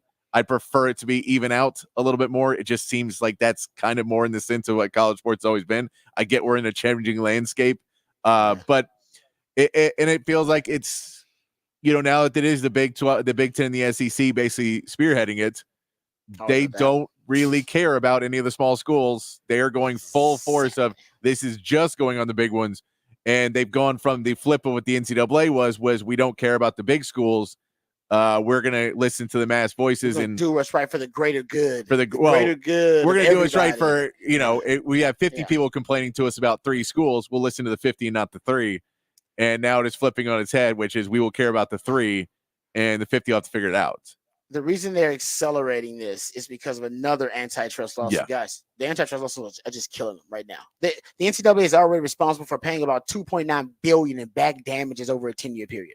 Yeah. And there are more, and they haven't even started the House versus NCAA starts in January 2025. They got another antitrust lawsuit that they got to settle now, Fontenot versus the NCAA. It's a 4th antitrust case, different lawyers than the other ones too. So this is something separate altogether. Guys, the NCAA can't keep up. It's going to capsize on itself. Yeah. And that's why they're accelerating, trying to get this settlement and this deal done to go, okay, we just got to make sure that we get a settlement done, because no way the NCAA can pay what could end up being $4 billion in damages. There's no way. So that's why they have accelerated this pace. And if you go look at it right now, they said, however, they have accelerated recently as plaintiff lawyers handed the NCAA Power Leagues a deadline of 40 days. So it is the plaintiff's lawyers, it's the lawyers basically are saying, listen, we'll settle with you, but you got about 40 days. Yeah, y'all got to figure this out. Yeah, we're going to court, and we're going to win in the court. Yeah. Because y'all been violating antitrust laws in this country for, I don't know, 50, 60 years at the least. So we're going to win. And the highest court in the land has said, okay, we're not siding with the NCAA. Bring us more cases and we will help you crush it. The only question is what arises out of the ashes of what used to be the NCAA. If you're going to have this new model, what's going to be the governing authority? How you going to, that's got to be something too. Or are you going to still allow the NCAA to be it? I think this is part of them separating the have and have nots, and also separating from the NCAA too. This will be it. And the NCAA can still have their place, but not with major college sports. Like I told you guys, we're going to be in the Android, iPhone era, because basically most of these schools probably can't even afford this. And it's not even this is not even an option for them. They can't afford it. Yeah. The schools that can afford it will be in a different league altogether. And like Patrick said, even if there is a salary cap and teams can, they have the option. They don't have to necessarily meet certain, salary cap conditions. There are other teams that'll be able to, basically max it out every damn year. And that'll further separate the have and the have-nots. This is the beginning of it. Android, iPhone era of college sports. You got 2 choices. You're going to have Big Ten and you're going to have the SEC. Everything else is going to be considered a different brand of college sports altogether. And where do you think the best athletes are going to go? Where do you think the best athletes are going to go? You think it's going to be even close in recruiting? All the best athletes are going to go to the best brand of college sports. And all the athletes that perform at the other group of 5 level, whatever it is, they're not going to stay there. They're all leaving to go to the Power 5 where they can pay more money and you got a bigger platform. Guys, this is it. The separation of the have and the have-nots. They agree to this. They basically agree. They've already done it in the college football playoff revenue sharing model. We have already seen that in terms of how they treated the Group of Five and even the Big 12 and the rest of them. But this will further, I think, clarify the future landscape of college sports. Will be, I think one where players will get revenue sharing. There's no doubt about that. But also, we're moving closer, basically, to direct athlete compensation. Essentially, that's basically what it's going to be. Amateurism, as we know it, in that realm, will be dead. I mean, it's truly dead. Yeah, There's no, place for it's said that way, and unfortunately, that was the issue of the money just getting bigger and bigger and bigger, and you can't. It's very hard to take all this revenue and everything else and just say, well, the way back when no one was making money, it was okay for us to do it. So now that we're all making, we're all billionaires, you guys are still stuck in the era where we weren't making any money because the system was set up in a way where we weren't getting super rich doing it. Now we're getting super rich, and you guys get no piece of it. You have to make changes, but yeah, this is what happens when you lose all your negotiation rights because you refuse to progress over time on a reasonable scale. You are now so far behind that they're trying to make up for, which said 50 years of progress. You're trying to make up for now, and it's going to kill the NCAA because they just continue to get pushed back on, and no one has any ounce of sympathy for the NCAA. It's crazy that the sentiment in the public for so long has been amateurism is amateurism. You shouldn't, the scholarship should be enough. And people will still have that, but then in the same voice be like, oh, also the NCAA is terrible. You're not a more sympathetic figure. We may not like this, but you guys also are bad. They're terrible. Yeah. I mean, like I said, they don't really have any, they don't have any advocates. Nobody advocates for the NCAA. Nobody, I don't think they really have any alliances. No. It seems like Congress and the Capitol Hill seems to be against them. The courts are against them. Fans don't like them. Commissioners and conference commissioners and athletic directors, they don't trust them. So I think everybody's pretty much ready for a new governing authority over at least major college sports because the NCAA has failed. And I will say this, the NCAA's new president, he's actually pretty good. Charlie Baker, some of the stuff that he has proposed, some of the stuff he's already pushed through, like the transfer portal update where now you can transfer without limitations. You can transfer as much as you want to. Some people say that's ridiculous, but you have to meet certain academic requirements to do so. And that was always the idea I had. Like, so you just make it where you have to have a 2.8 or a 3.0 GPA to transfer. You can transfer as much as you can. I guarantee you most of the guys wouldn't do it. And if they really wanted that kind of flexibility and they wanted that freedom, they would apply themselves more as a student athlete and you would incentivize academics, which the NCAA could care less about. That's a great idea by Charlie Baker. I love that idea. He's actually really progressive. He just became the president, I don't know, 10 years too late. Yeah. If he'd have been a president 10 years ago, I guarantee someone forward thinking. But that's what we can say about the Big 12. If Brett Yormark could become the commissioner of the Big 12 5 years earlier, great point. Does Texas and Oklahoma leave? And does that put the SEC in the power position that they're in and all? Yeah. And so you have that. If the Pac-12 doesn't have Kliavkoff, do they, leadership. Yeah, that leadership across college football has, you basically, there's too many people that had commissioners that were really good for the smaller sports. It would have been fine if you took football and basketball out of the equation. If baseball was the biggest sport they had, I think they would have been okay. Yeah, you're right about that. Honestly, that's true. And the NCAA will never relinquish basketball because that's their big moneymaker. Yeah. And I mean, eventually, if they don't handle it, there won't be an NCAA, so they're going to have to because the courts will order them to sell off whatever they have and give up their rights to, basically because to pay off those settlements. So that's what I think they're trying to realize is that there's a future with no NCAA because the people with money want to take away what they have. And so if you, fund ways to get them basically financially ruined, then you can go in and get a bargain on the NCAA tournament. It's unbelievable. Yeah, I have no idea where it's going, but I'll admit it's happening faster than I thought.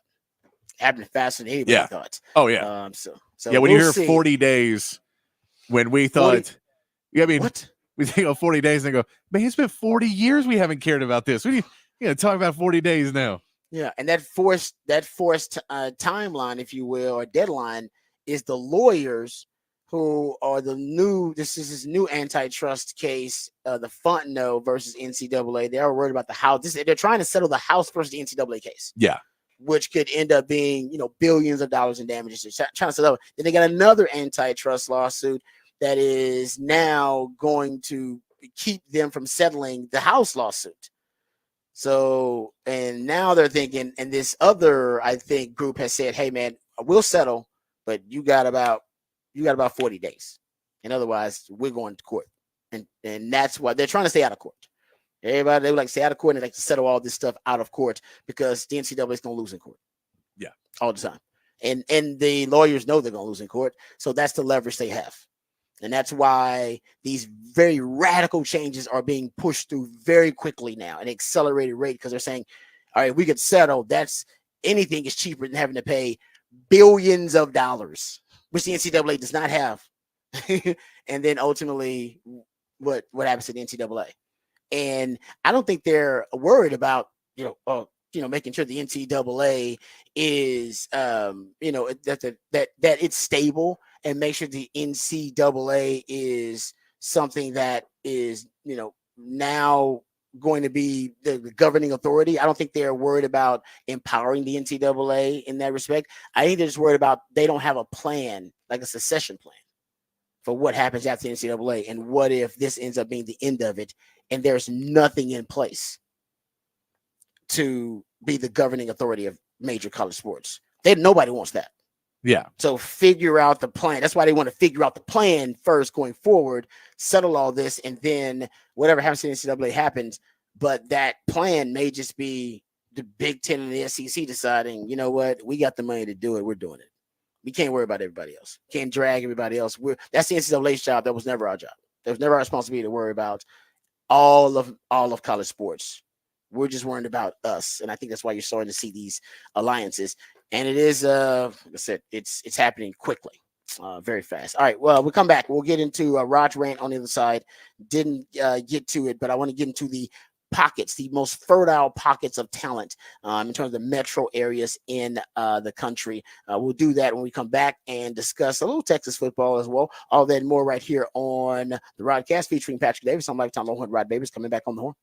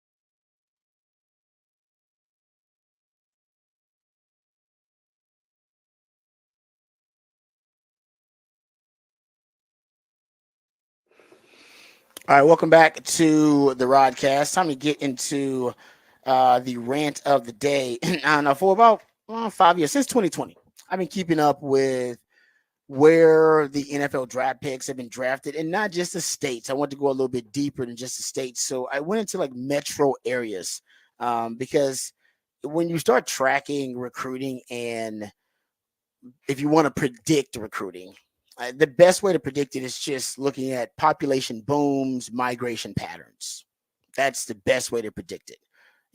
I mean, that's why look at Central Texas. Right, Central Texas wasn't producing a lot of NFL caliber athletes.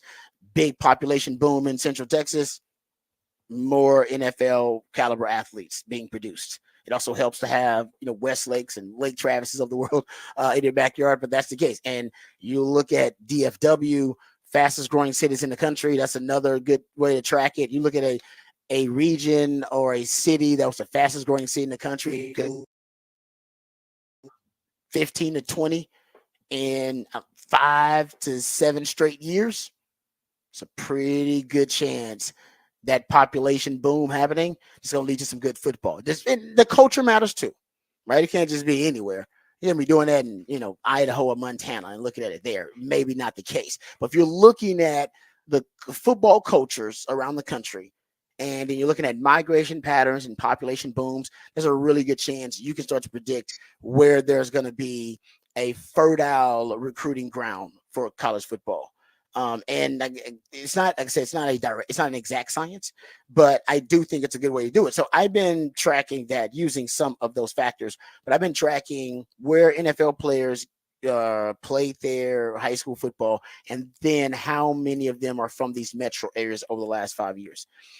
And if you go look at it, the teams are the states and the regions, the metro areas, I should say, that are the most fertile are actually in the South. Most of them are in the South that I've been tracking. The most fertile is Atlanta.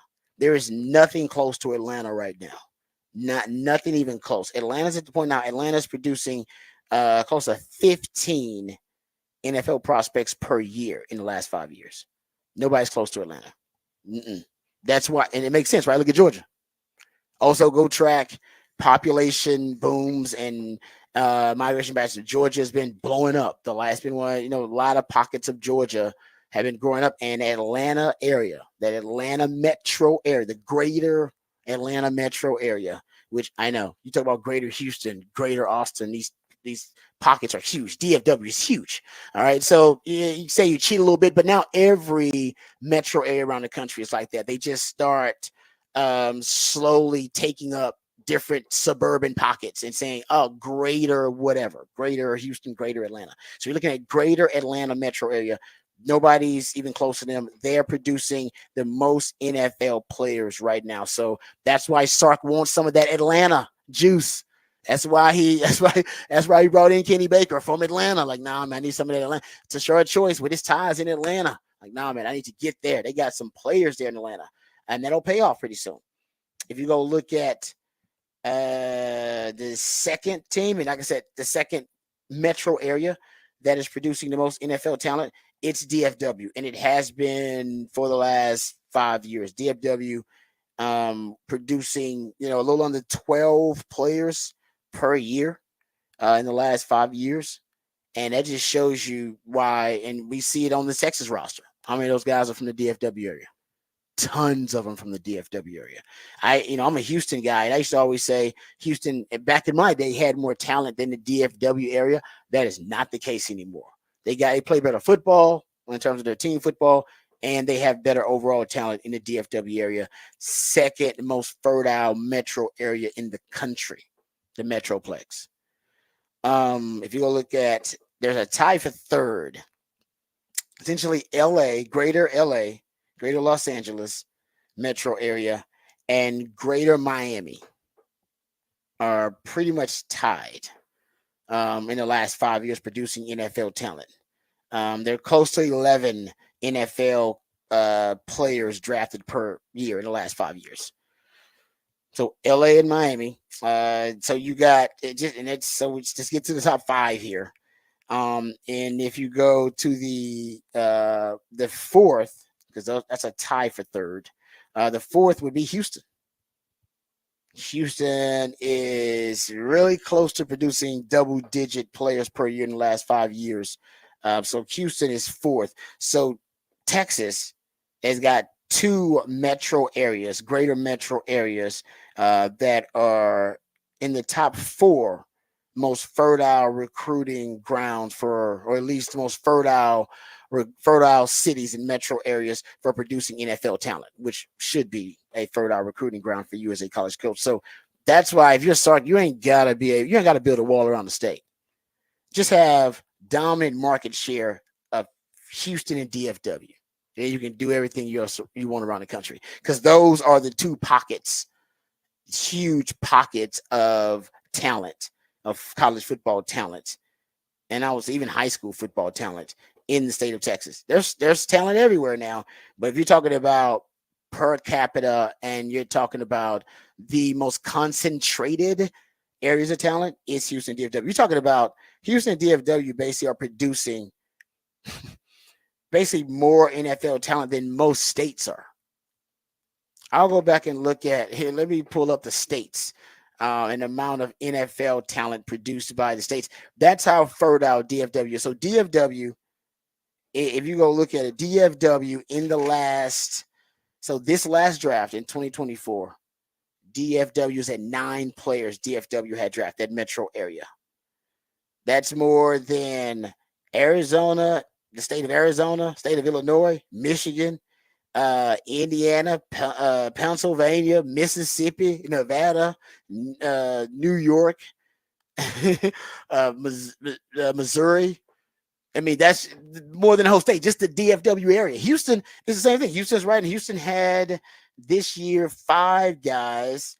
Hell, like I said, that's as many as Mississippi or Nevada or DC or New York or Tennessee. So that's why Houston DFW is so important for Texas football, really for football in general in this state, but definitely for Sark. You ain't got to build it all around the state like Mac did. All you got to do is have market share in DFW and in Houston. To continue the list, I was a little surprised by this one, but the Baltimore greater area, because Baltimore had a really big year this year. The Baltimore greater areas, Columbia and Towson, they end up cracking the top 5 over the last 5 years.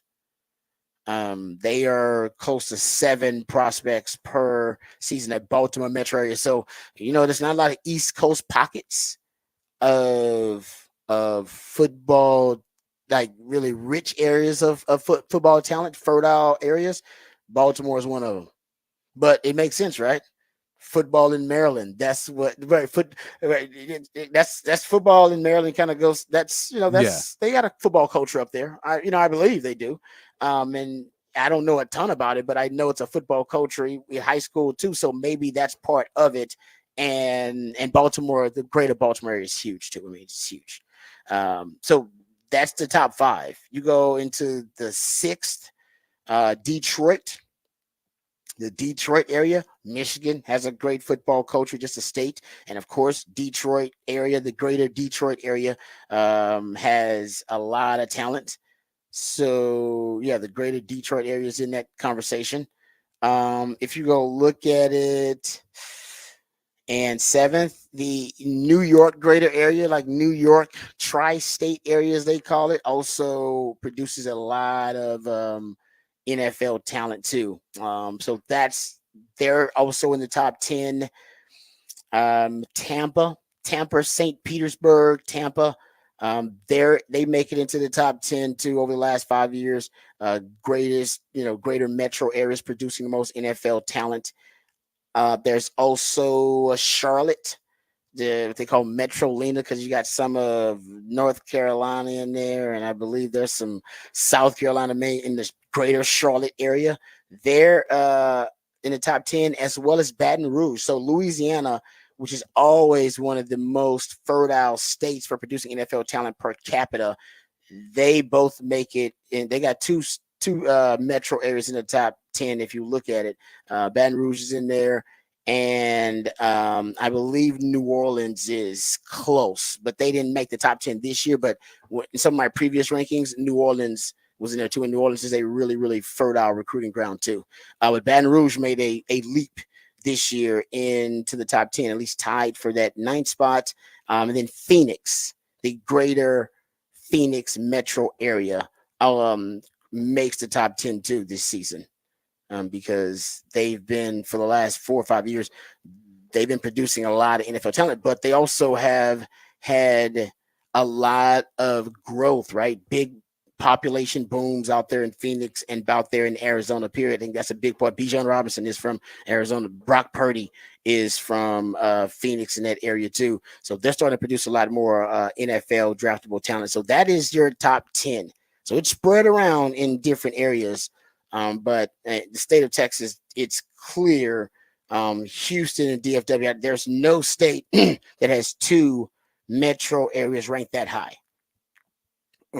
But Florida has 2 because Florida has Miami and Tampa, St. Petersburg area there. So that's big. That's why in Florida this year had the most NFL draft picks, the state of Florida, with 30 of them. So that's your top 10. And if you're where's Sark recruiting now? Recruiting a ton in Florida. Like to get a lot of guys out of Florida. And they're starting to recruit Atlanta a little bit more too, and Georgia a little bit more because they're in the SEC, which makes a lot of sense. And they're recruiting Louisiana, which also, so all those places have metro areas that are very fertile, and there's a concentration of talent there. And if you can just focus your efforts in those spots, man, you really can clean up. I mean, that's the latest, but I keep up with it every year. I want to say that DFW, since I started doing it, has been number 2 since I started doing it. And that hasn't changed a lot. As a matter of fact, that's why I started doing it, because I was looking at how many players, and I was like, man, that's got to be DFW's got to be producing the most NFL talent of any greater metro area in the country. But I was wrong. My hypothesis was wrong. It was Atlanta. And Atlanta was, like I said, Atlanta's on a different planet right now. Nobody's even close to Atlanta. Not even DFW. The greater Atlanta metro area right now is unbelievable. We haven't, like I said, I don't know. I'm trying to think of when the last time there was a metro area, maybe Miami in its heyday, that Miami-Dade area in its heyday probably was producing as much talent as Atlanta is right now, but it's been long. Maybe LA when USC was in their heyday. Maybe LA was producing NFL talent like Atlanta is now. But guys, that's why Kirby Smart has been dominating. It was a perfect storm. Him coming there, and then the greater Atlanta area just ballooned. I mean, it's just now just robust with talent. All right, there you go. That's Rod's rant of the day. We'll come back, get to some what the facts, what the stats on the other side, and dive into some other topics of the day. All that and more right here on the Rodcast, featuring Patrick Davis. I'm lifetime Longhorn Rod Davis, coming back on the horn.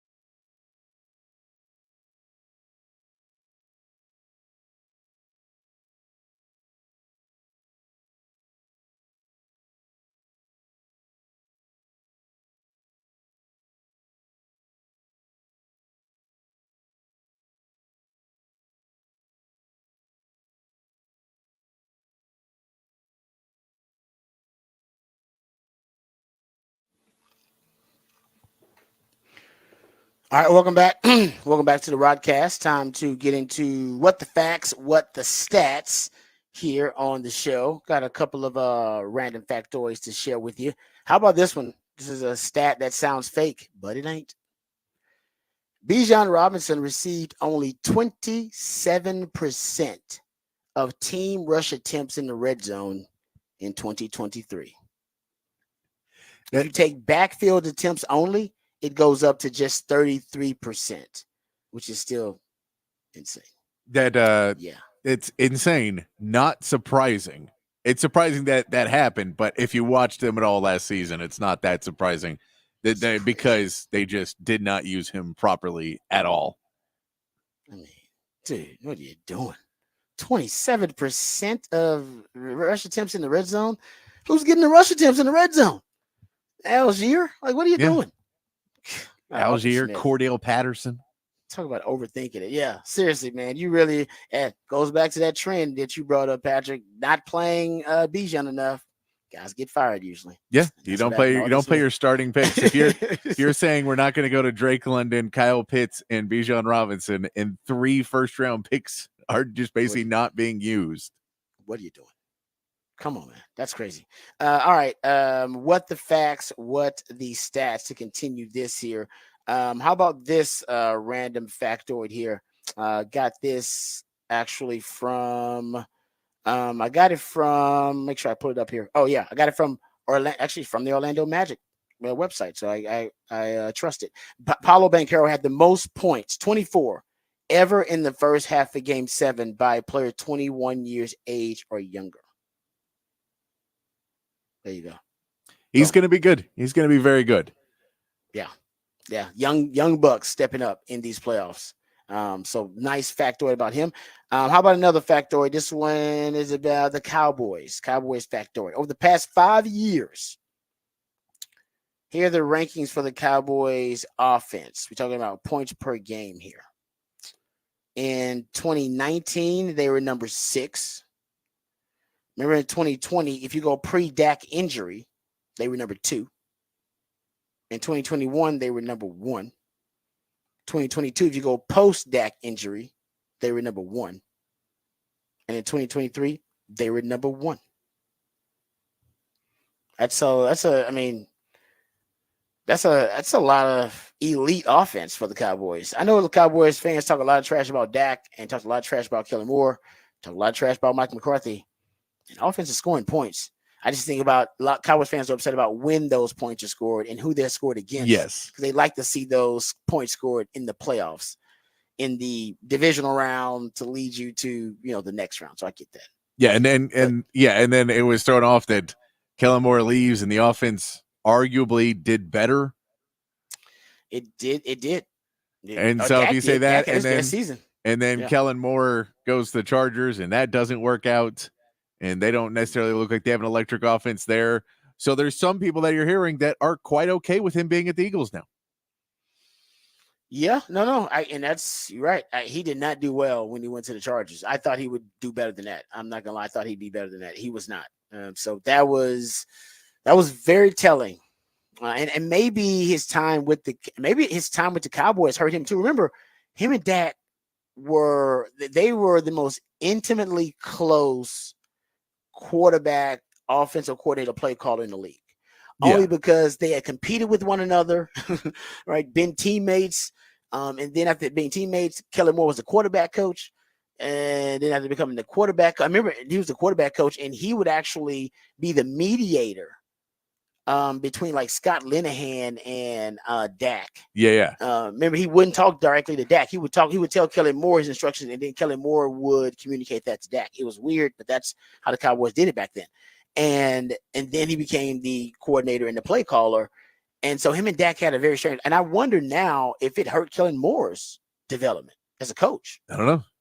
Because I think it might have, the discussion was that it really did stunt Dak's development. Because he needed a newer, fresher voice in there. That him and Kellen were way too close, and maybe that's why we had seen Dak hit a ceiling, and we wanted to see him break. And he broke through, by the way, with Mike McCarthy. He had his best season ever finished second in the MVP voting. So I think that theory actually may have held some water, and it may have been, a viable theory. And then the Kellen Moore thought that maybe it actually stunted Kellen Moore's development too.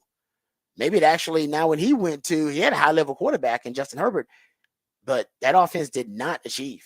Now the receivers were terrible too. The receivers were bad. They had injuries at receiver, and then Quentin Johnson didn't work out. So the receiver situation hurt him, but that's a big part of it. I was a little shocked that Kellen Moore didn't do a better job with the Chargers offense, but Cowboys may have been, I would say they may have made the right decision there. I don't know why with Mike McCarthy now, he's a lame duck coach if you really liked what he did with Dak Prescott, but we know it's about something else. And we'll see with Kellen Moore this year with the Eagles, with Jalen Hurts trying to come back and prove that, he wasn't a fluky player, that he was. And we know the Eagles don't have a problem moving on from quarterbacks if they feel it's time. So we could see if this could be where Kellen Moore and Jalen Hurts, what happens with that. And then you also losing some offensive line help, and you're adding on Saquon Barkley. You've got the wide receiver weapons, but can you put it together with Jalen Hurts and no Kelsey anymore there at center? We don't know if the tush push is going to be the same without Kelsey. Can't imagine it would be. Push. No way. No, it's a Hall of Fame center. Yeah. And the guy's elite. So I won't be the same. No, I don't even know if they'll do it as much. We'll see. Because even it started being less effective even toward the tail end of last season. Yeah. It wasn't as effective. So I wonder if they'll start to shift away from it, or if they'll still kind of make it one of their bread and butter plays. All right, there you go. That's what the facts, what the stats. We come back, we'll get into some NBA stats and facts, but we'll be reviewing last night's Game 7, also previewing the matchups tonight in the NBA. You have some of those Game 1 starting up in the second round of the NBA playoffs. Also, we'll talk about the latest transfer portal acquisition for the Longhorns at the cornerback position, and what that means for that Texas secondary in the pass defense. All of that and more right here on the Rodcast, featuring Patrick Davis. I'm lifetime Longhorn Rod Babers, coming back on the horn.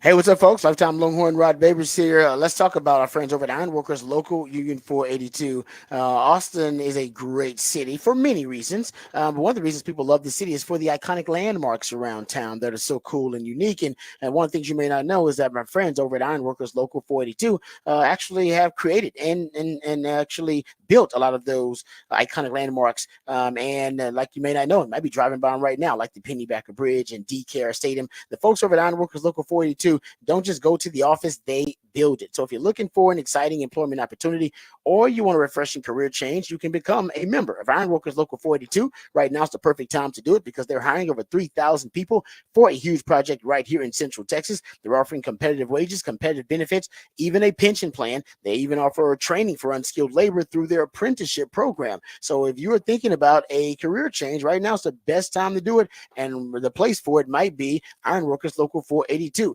You can take pride in the type of teamwork and craftsmanship that helps shape the future of our great city. So go online and apply at ironworkers482.org. That's ironworkers482.org.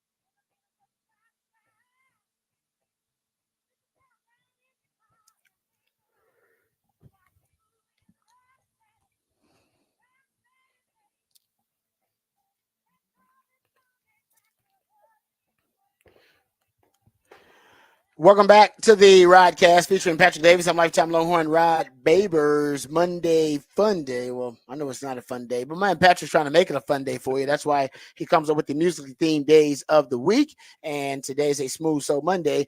The purpose of a Smooth Soul Monday is to make the transition from the fun-filled, hopefully relaxing weekend you had to the stress-filled, hectic work week, to make that a smooth transition. That's why he uses Smooth Soul Monday as a way to help you ease into the work week. So we appreciate him and his efforts and creativity. Also, he has the big fat poll of the day. Patrick, let the people know what the topic is for the big fat poll of the day. Big fat poll of the day today. What player would you want to see come back for one more run? J.J. Watt said this weekend that if D'Amico Ryans called him, he would be ready to go for the Texans. If they needed him in a late run, that he would come back and do that. Who would be the one that you would like to see? We're saying for people that could do it. So we can't just throw out, hypothetical what ifs of guys that are no longer in shape and have been retired and are now in their 50s and things like that. They're not going to be coming back for one more run. But who would you like to see? We've gotten some people on the stream, on the YouTube stream, and that said Trevor Bauer, which I don't think Trevor Bauer is so much that he wants to be retired. Yes, he is more an exile.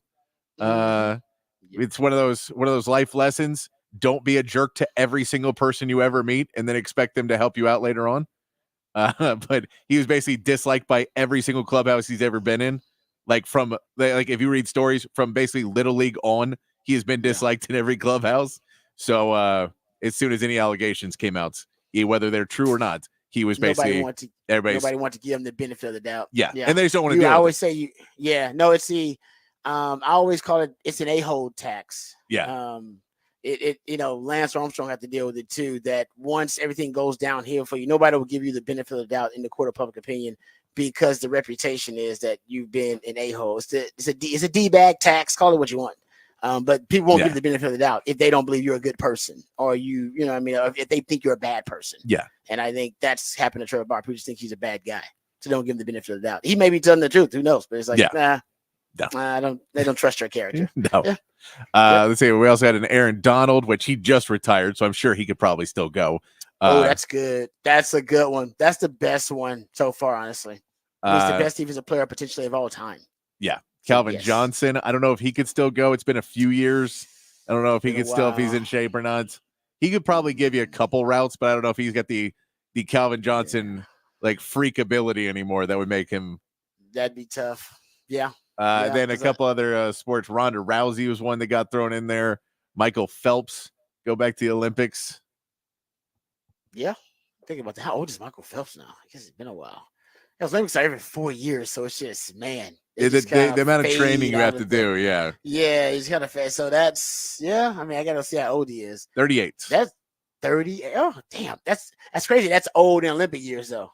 Yeah. You know what I mean? That he's been out of kind of the public realm for, I don't know, like 4 or 5 years or something like that, since ever the last Olympics was that he participated in. And he's 38 now, so he's still really young. He's probably what, in his teenage years and in his early 20s, when he was in his prime of his swimming career.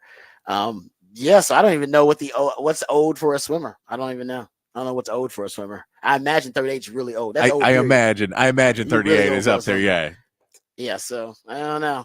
It's tough, man. It's not an easy question, because Father Time is undefeated. Father Time jumps on you, and it happens fast, as we all know. So if you're out of the game for longer than like 2-3 years, it's tough. It's tough to get back in it, even if you're in decent shape, because you're just not competing at that high elite level every day and pushing yourself every day, and your skills start to fade a little bit. So, but I like the Aaron Donald one. Aaron Donald can go right now. I think JJ Watt can give you, like you said, 1 or 2 games. You make it to the playoffs, you need some depth. He can give you 1 or 2 games. Yeah, like if you have like a season, hell no. Like Will Anderson or Harry or what, like somebody to kill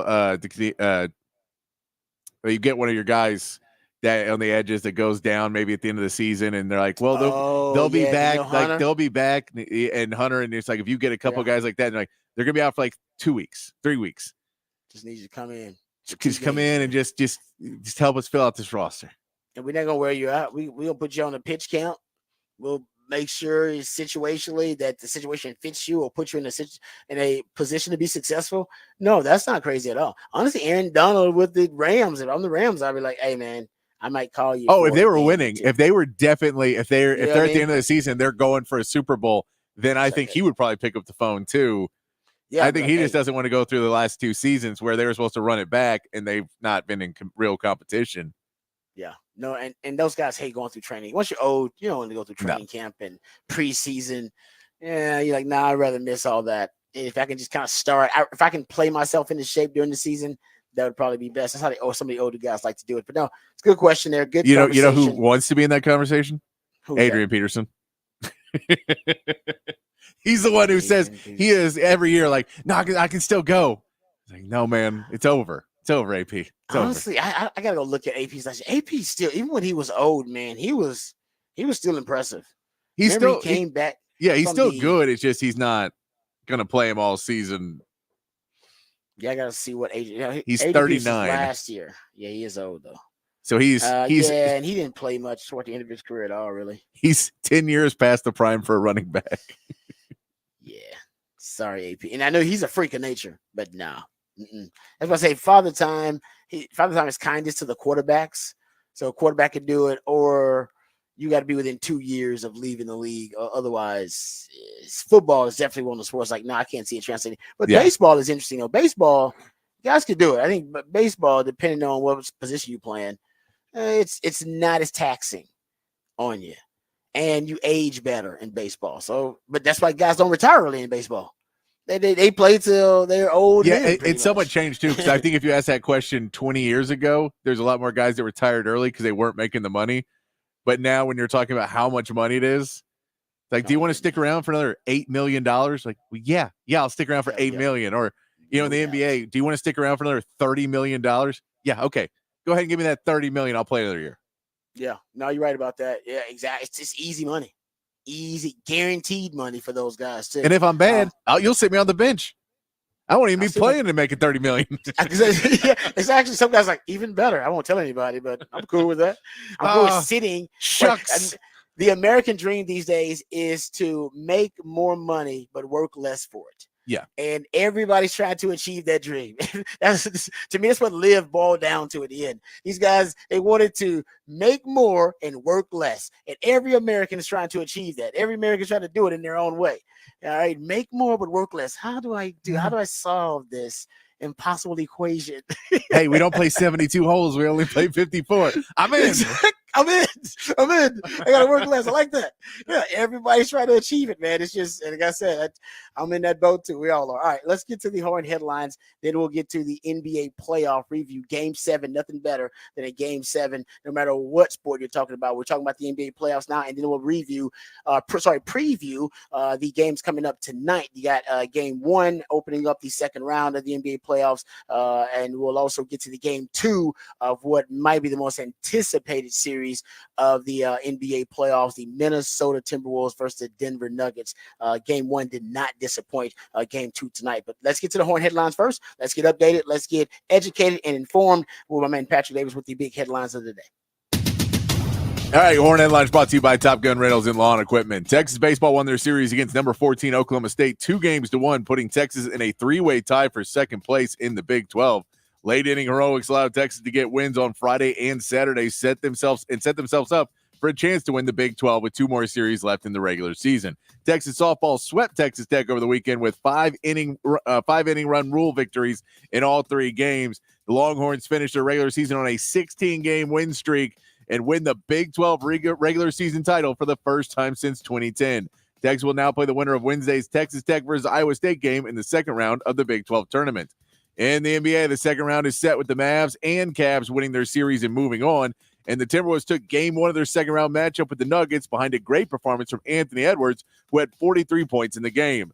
They'll be back in action tonight with Denver trying not to fall down 2-0, and the Pacers and Knicks will begin their series.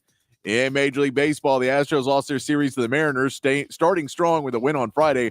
But the Astros blew their 8th save of the season on Sunday and fall to 12-22. They will travel to New York to take on the Yankees starting Tuesday. And the Rangers get a series win over the Royals, including a dominating 15-4 win on Saturday. The Rangers now travel to Oakland to take on the A's with pregame beginning at 8 p.m. right here on the Horn. And a little breaking news that I just saw come by.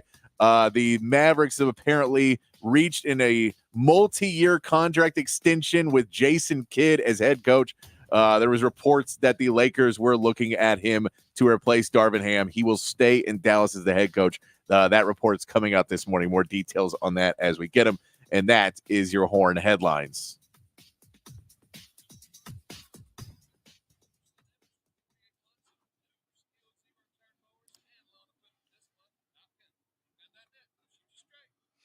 Ooh, makes this a big postseason for the Mavs. Yes. To re-sign Jason. Yes. Yes. How many years did you say it was? They haven't said, because this came out probably within the last hour. Okay. That multiple sources are now reporting that basically because Darvin Ham and that he was one of the names thrown around, that they were looking at him. That, and like you said, the Lakers get who they want. Pretty much. Do. I don't know if they wanted Jason Kidd fully. I don't know if Jason Kidd would want to go deal with LeBron, but they went with it. I know Kyrie Irving has talked about how he enjoys working with Jason Kidd, that Jason Kidd was a big influence on him in his career, so he has enjoyed being there. It's one of those things. He's got to prove it this offseason. If they go get blown out here in the second round, then that extension is going to look real bad. Exactly.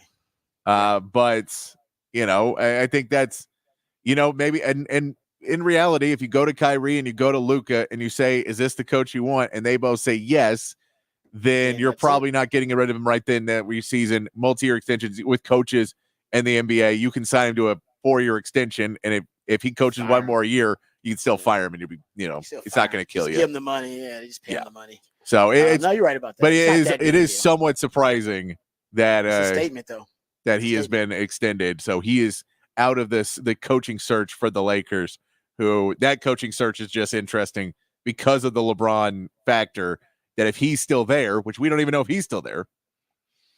We assume he's going to be there. We assume he's still going to be there, but with that factor that there's certain coaches that don't want to deal with it because they know he's a coach killer. And they know that he has gotten so many coaches fired because he doesn't like the way they do it. Plus, he wants to dictate a lot of the things. So they don't necessarily want to do that. And then you throw in that that you're coming in at the end of a window that's probably already mostly closed. So you're trying to get that coach. And then who does he want? And you think of names like the fact that JJ Redick's name is on that list. This would be a by far first of my co-host for my podcast. We should hire him. My podcast partner, that guy's pretty smart. It's like, yeah, but doesn't mean you need to be a head coach smart. Like, come on, man, that'd be wild. They shouldn't do that. They can float it out there, but that'd be crazy. That'd be insane. No matter how much if LeBron wants it or and not. I mean, the craziest name on there is Mike Budenholzer is one that they're throwing around, which is not bad, but he got chased out of Milwaukee because they said that the superstars didn't like him. Yeah. So if you say superstars don't like him and you're LA, it feels like that's kind of the whole, like it feels like requirement 1 to be the coach in LA. Oh, that's the requirement. I think that's the number one requirement for all NBA head coaches, that the superstar on the team likes you. Whoever that superstar, because we've seen several examples. You can win coach of the year and you can win a lot of games and make playoff runs. And as soon as that superstar turns on you, you are gone. Yeah. And that's that's like the Knicks with Tom Thibodeau right now. Thibodeau is one of the coaches. He basically every year, if they poll the players and ask him who you'd like to play, which coach you want to play for the least, and Thibodeau pretty much always will win it. That nobody wants to play for Thibodeau because he just knows he wants to play defense. He coaches hard. But they have a young team and they have a lot of guys who want to go out there and prove it. So they don't mind it as much. But if Brunson does become a star and becomes a guy that has his power, does he at a point push back on these types of things? Yeah, exactly. Yeah, don't talk to me like that, man. Got to treat me differently. I ain't the kid that walked in here. Yep, no doubt. No, I agree with that 100%, man. That's to me, that's always been if you're a head coach, you better make sure that superstar likes you. And as soon as they don't, yeah, your job's on the line. All right, let's talk about Game 7. No better words than Game 7 in sports, and you had one last night in the NBA. Game 7, Cleveland won 106-94, and this basically was it was a tale of two halves and two superstars. And I'll give you credit, Patrick, because before the playoffs started, your prediction was the theme of this playoffs will be the ascension of the young stars. You start to see the young stars announce themselves to the world on the big stage, and then you'll see the fading of the old guard, the LeBron and the Steph and the KD. That's exactly what's happening. Paolo Banchero was fantastic in the first half. I read that stat earlier that he set a record for a Game 7 for a player 21 years or younger, I believe, with 24 points in the first half. He was phenomenal. It looked unstoppable. Yes, 24 points in the first half, most by a player 21 years age or younger in a Game 7. But then in the second half, Donovan, it was crazy if you start looking at the way both of these players played. I mean, they both played great, but Donovan Mitchell took over in the second half, ended with 39. And Banchero was great, but he ended, I think, in the second half, he only scored 14 in the second half. And the second half belonged to Donovan Mitchell, and the Cavs trailed by 18 early on in the game, but that didn't matter because they closed stronger than the Magic did. The Magic opened up stronger, but the Mavs closed it out. The Mavs. The Cavs closed it out stronger. Yeah, no, I mean, you saw Donovan Mitchell just realize in that game, and he said afterwards that he just was tired of losing and wasn't going to go out that way. But the Cavs have kind of, you rely on a lot of your young players, and in this game, there was a lot of young players who didn't seem ready to go in a Game 7, didn't seem ready for what the Game 7 was going to bring. And so you saw guys like Franz Wagner and Jalen Suggs and Darius Garland. And Evan Mobley has not been a great offensive player all season, but he's been a good defensive player, and he still did okay defensively in the game. But you just didn't see those other guys that have been big parts of these teams all season really step up in that game. And in the second half, they were able to pull up the defensive intensity a little bit for Cleveland, and Mitchell just decided he was going to go win that game. He did. Third quarter is when they really kind of changed the momentum of the game. Cleveland basically outscored Orlando 33-15 in the third quarter. That's when everything shifted. Magic went 4 of 24 from the field in the third quarter. And then Paolo Banchero really slowed down his pace. Like I said, he scored 38 points overall. Remember, 24 of those came in the first half, and only 14 of those came in the second half. So they found a way to neutralize him. And then, like I said, they closed strong, especially in that third quarter, outscoring them. And if you look at, here's a nice little factoid for you, that 18-point deficit that Cleveland found themselves in the first half, overcoming that to win, it was the largest comeback in a Game 7 since the league began tracking play-by-play in the 97-98 season. So you hadn't seen a comeback like that in a long time, and that was a hell of a swing from the first half to the second half. Tale of two halves for the Cleveland Cavaliers are moving on in the NBA playoffs. Games tonight, Patrick, I want to ask you about a couple of games tonight. You do have game one, of that round 2 matchup between Indiana and New York. I'm going to take the Knicks in this series because I think the Knicks is a better team, and now that Jalen Brunson is playing at a high level in the playoffs, they look like they're just going to be formidable. Indiana, do they have the star? Do they have the superstar that can step up? Because Jalen Brunson has proved that he is the star of the Knicks, and when they need him, he can have a big game. Can the Indiana Pacers match that? Yeah, and that's Tyrese Halliburton had a fantastic first half of the season. We saw him in the in-season tournament, kind of was his coming out party, and then you had the All-Star break. All-Star game was in Indiana, and so they had Tyrese Halliburton was kind of the star of that whole weekend, and he had been playing so well up to that. And it felt like after that first half of the season, he just hasn't been the same type of player, and he's had nagging injuries that are a part of it. The physicality of play, I think, affected him a little bit, that the guys are able to get up a little bit closer to you on the 3-point line now. and they're not going to call that as much. But he needs to be able to step up in this series. This is a big one to see if he can take that next step. I don't know if he can. If you're telling me if I'm a betting man, I'm taking the Knicks because we've seen Brunson do it. We have not seen Halliburton do it yet. So he's going to have to step up because at the end of the day, we can say Miles Turner's a big key for the Pacers. He needs to play well. You need to have some other guys, shoot well for the Pacers, and you need to be able to hit your threes, but they're going to shoot themselves out of a game probably. So at least one game they're going to shoot themselves completely out of. So if you say all those pieces, you have to go star versus star.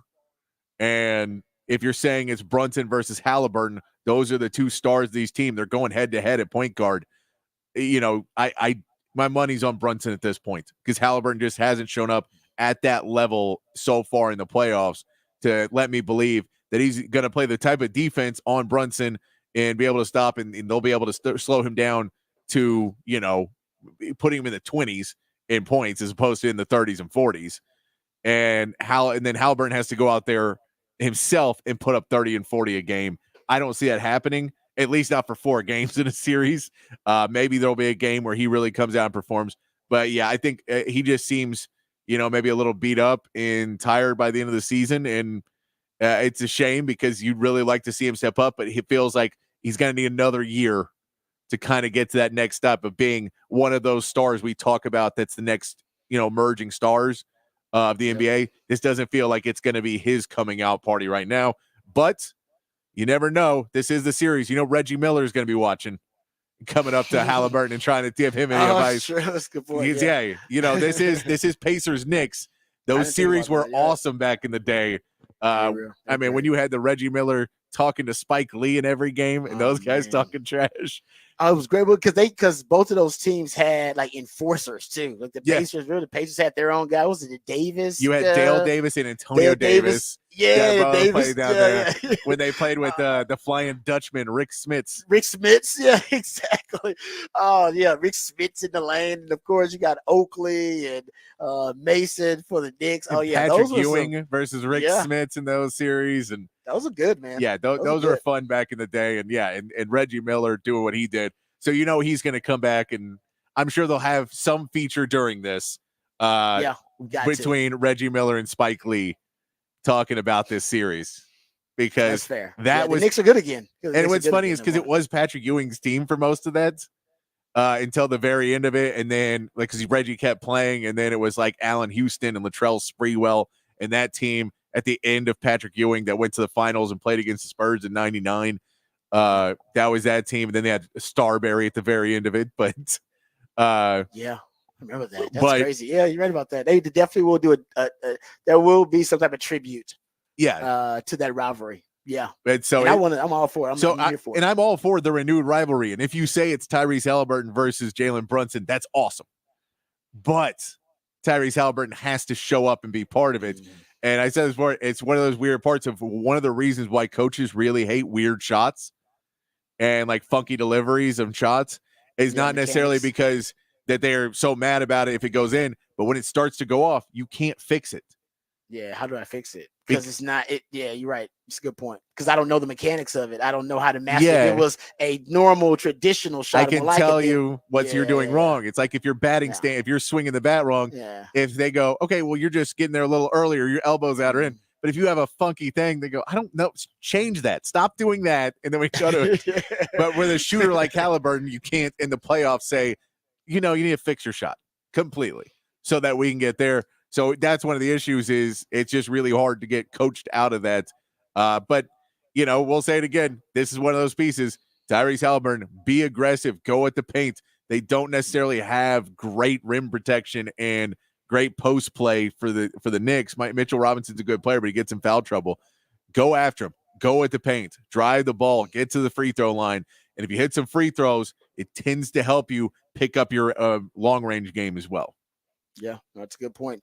All right, let's get into the Denver Minnesota series a little bit. Minnesota wins game 1, and it did not disappoint, and Anthony Edwards did not disappoint either. You've talked about how this is the postseason for the young stars of the NBA to really announce themselves. You go look at what this young man's done so far in the playoffs. Now, in game one, he had a spectacular performance, 43 points, 7 rebounds, 3 assists, 2 blocks. He was on fire, and Minnesota won 106-99. But he joined Kobe Bryant as the only players 22 years old or younger to score 40 points in back-to-back playoff games. So he's doing Kobe-esque stuff. And he scored at least 35 points in 3 straight playoff games at age 22 or younger. The only players to do that are Kobe Bryant, LeBron James, and Luol Cinder. And Anthony Edwards, of course. Yes. But I mean, this guy's in rarefied air. He's a prime example. We talked about Paolo Banchero and how great he looked. Jalen Bronson's another name you brought up. Anthony Edwards may be at the top of that list of the young stars who probably is going to be, I'm going to say it's be a household name, but he'll be way more recognizable after this postseason than he's ever been in his professional career or basketball and career. He's 22. He's 22 years old. He's got a ton of future ahead of him. And if you're the Timberwolves, this is one of the reasons why there's a whole rift at the ownership right now. That Glenn Taylor doesn't want to sell the team because they were going to cut the roster and the budget with Alex Rodriguez and that group. And he realizes, you have a generational talent. And if you want to come in and do that, you're going to lose Anthony Edwards the way that we didn't take advantage, and Glenn Taylor's fault for this, didn't take advantage of Kevin Garnett when you had a generational talent then, and they wasted a lot of his career. I think you can see the writing on the wall that could happen again with Anthony Edwards. But right now, they have a really good team around him. Karl Anthony Towns falling into that spot of being a second guy instead of a first guy falls into that role way better. Rudy Gobert being a defensive player, but not having to be the offensive threat that he was having to be in Utah for a lot, where they were trying to get him involved more in the offense. There's just a lot of pieces that seem to be coming together. Mike Conley being able to run that team, it's coming together. And Denver is a really good team because they fought back in that game when they got blown out early in that game. It was like 18-4 or something, real quick, and then all of a sudden they were up by the end of the first quarter. They're going to be in this series. They're going to fight for it the whole time. But this is a major shock changing from the Lakers to Minnesota, because Minnesota is trying to win a title and the Lakers are trying to win a series. Oh, I like that. Yeah, no, it looks like Minnesota also is better equipped. Yeah. Just personnel 100%. wise. Yeah, right. I mean, like you said, the roles you talked about with the guys, that's all they have to do is be stars in those roles. And since they have so much talent, they don't need Rudy Gobert to go out there, like you said, and be an offensive player. They don't need Big Cat to go out there and have to do more than is asked of him.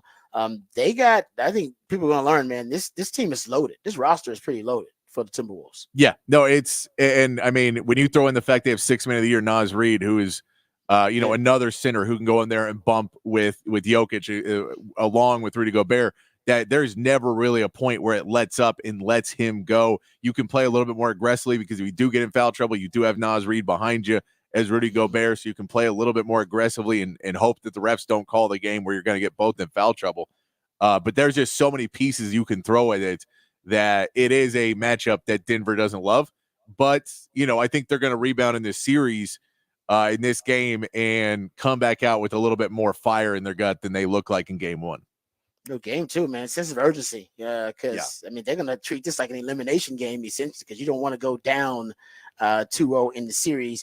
But it's clear that Jokic has to work harder. He's still getting his. I mean, he's the best basketball player on the planet. 32 points, 9 assists, 8 rebounds, 3 steals. But he has 7 turnovers. He's working hard. You can watch him, just to Patrick's point with the Minnesota and how many different options they can throw at him. He's working harder than he's had to work in the playoffs in a while, and that's a credit to Minnesota and how much talent they have. All right, we come back. We'll discuss the latest transfer portal acquisition for the Longhorns, Javion Cole. We'll talk about his skill set, talk about what he's going to bring to the table, and talk about why the Longhorns needed him, and will they look for another transfer portal acquisition. All of that and more right here on the Rodcast featuring Patrick Davis. I'm lifetime Longhorn Rod Babers coming back on the horn.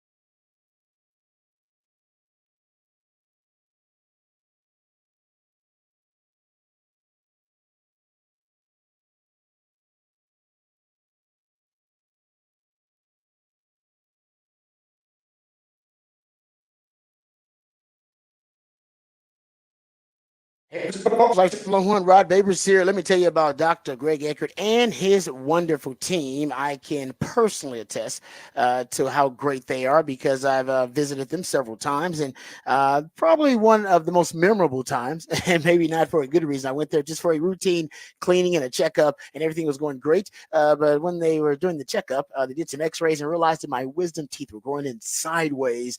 Nobody wants to hear that, but I got to tell you, I was in such great hands that I got to tell you, folks, it wasn't even a major issue for me. Now, it could have been a major issue if I had waited a little bit longer and I hadn't visited Dr. Ecker and his wonderful team, but they went to work. They went to work quickly to make sure that I got scheduled for the procedure, made sure I was educated about the entire process, made me feel comfortable about the entire process. It took, a couple of hours, had it done. I was back at work within 2 days, as you guys know.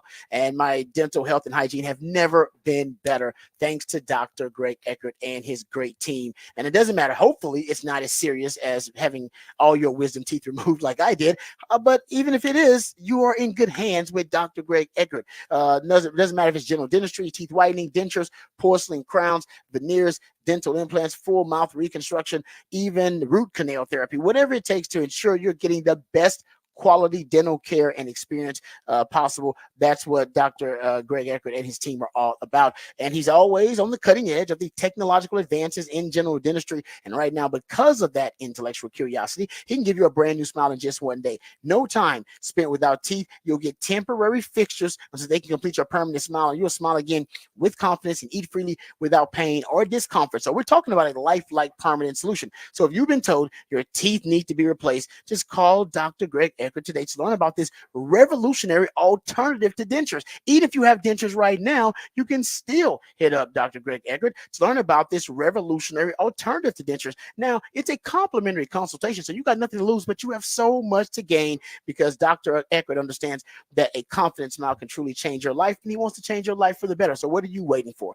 Give him a call, 512-345-3166. That's 512-345-3166, or visit dreckert.com, DRUECKERT.com.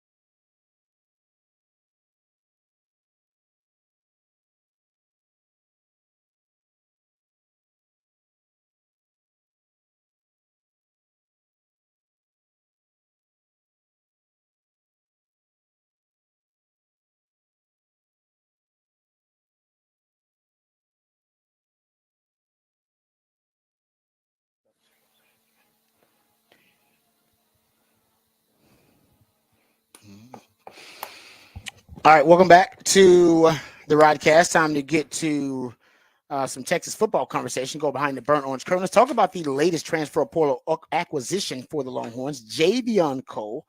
Love the name, the spelling of the name, Javion, Jay. You told me there's an apostrophe in there too, right? That is Patrick? everywhere I've read it is Jay All right, I apostrophe like that. VION. VION. Yeah, it got swag in it. All right, if you're a DB, you need swag. But San Jose State cornerback, who what I love about his profile is that he has the classic profile of somebody who was under recruited or just kind of overlooked in recruiting.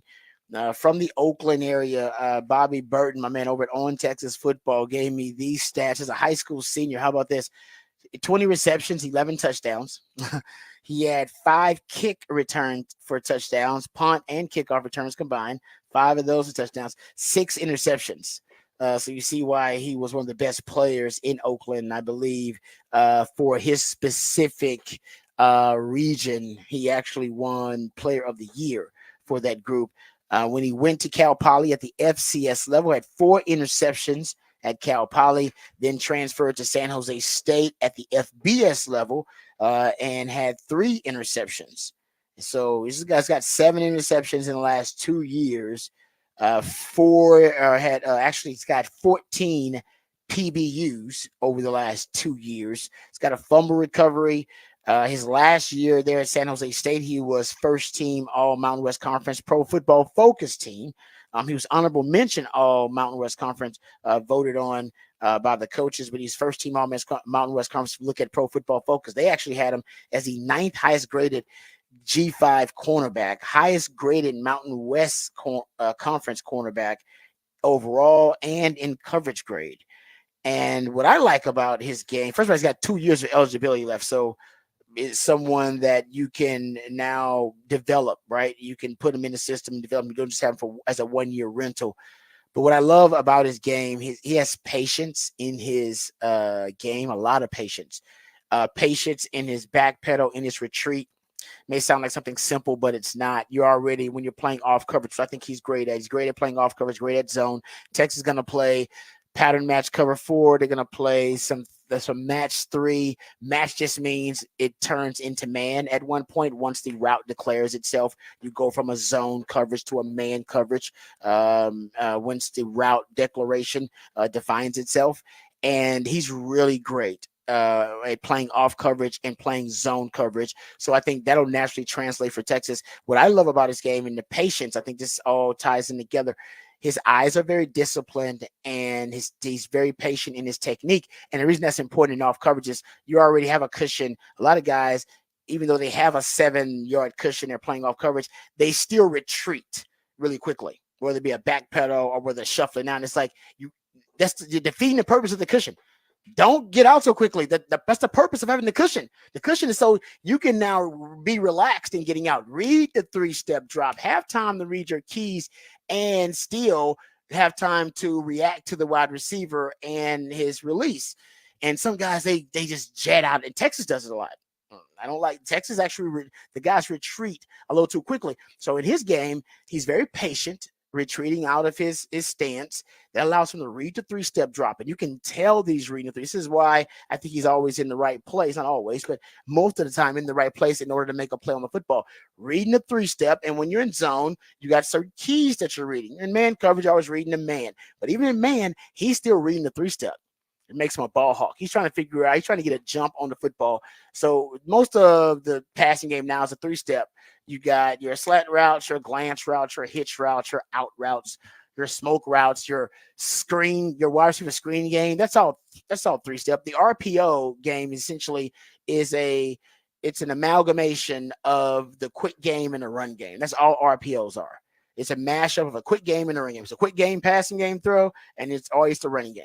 So 60+% of passing game these days is going to be quick game. So you should always be encouraging young DBs to read the 3-step, get a jump on it. And then once you start to read the body language of the quarterback, the mechanics start to shift. They start to plant that foot on that 3-step, then you can get a jump on. Then once you figure out that it is indeed a 3-step, then you can either break up. Some guys, they keep their eyes on the quarterback. They have that much faith.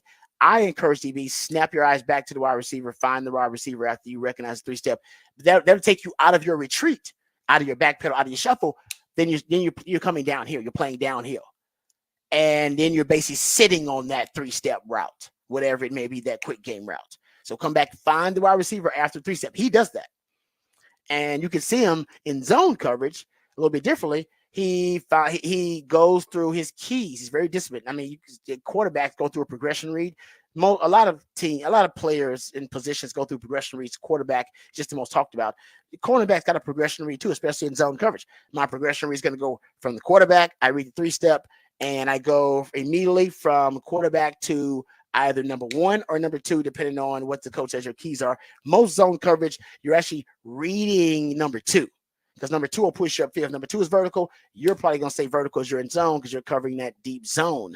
If number 2 goes away, hey, that means I'm basically playing man. Then my match principles, then they apply. I'm matching him man to man because 2 is away. I have no threat. That's my threat. That's what I'm covering.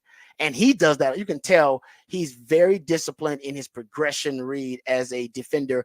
And he goes from 3-step to number 2 to number 1 and back to number 2. And that his eyes are really disciplined. I love that about his game. So patient, and his eyes are really disciplined. He's got patience in his technique, and that allows him to be closer to a lot of plays and make plays on the football because he's not retreating and running away from the football when they're running quick game and doing 3-step.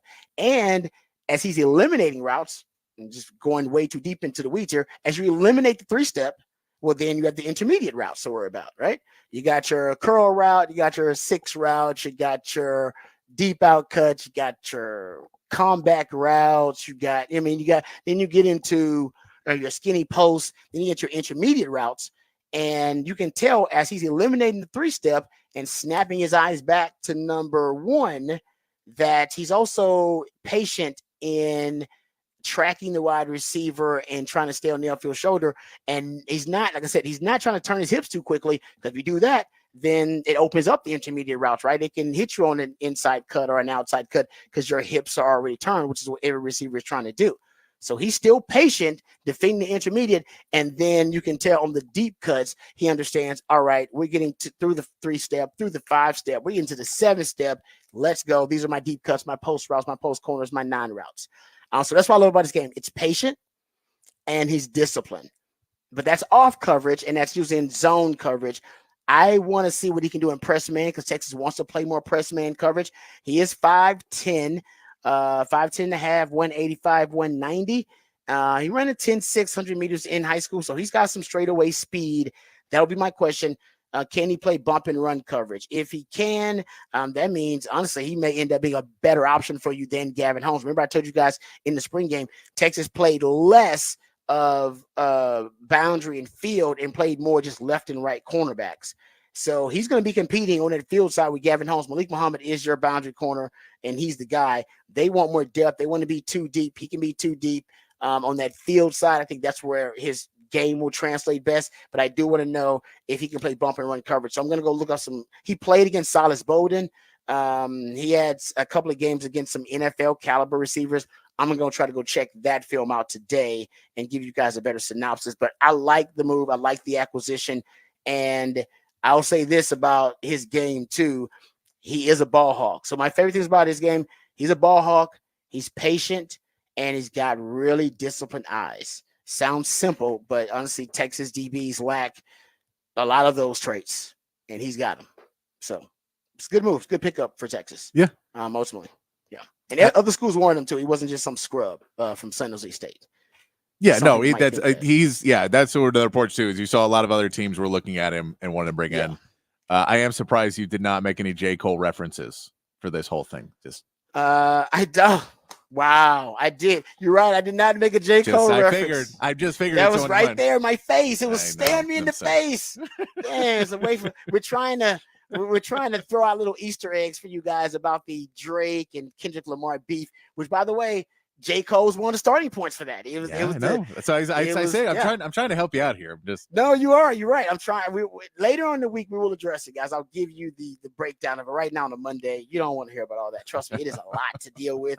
The allegations are all disturbing and crazy and wild, and you don't want to get into all that. But we will get into it. We have to. It's part of pop culture, and we like to serve the people here. So there you go. Yeah, J. Cole. Damn it! How did I miss it? How did I miss it? Right there, staring me in the face, right there. All right, there you go. So there's a breakdown behind the burnt orange curtain. Yeah, this young man, Jaden Cole, he is from Oakland, so I'm pretty sure he's taking Kendrick Lamar's side in the whole Kendrick Lamar Drake beef. Yes, pick a side. Maybe that should be one of the big fat poll of the day. We got to get back to the big fat poll of the day too. Maybe tomorrow's poll will be really easy. Drake or Kendrick Lamar. Pick a side. All right, whose side you on there? All right, we come back. We'll get into off the record on the other side. Random sports stories from the sports world and beyond, right here on the Rodcast, featuring Patrick Davis. I'm lifetime Longhorn Rod Davis coming back on the horn.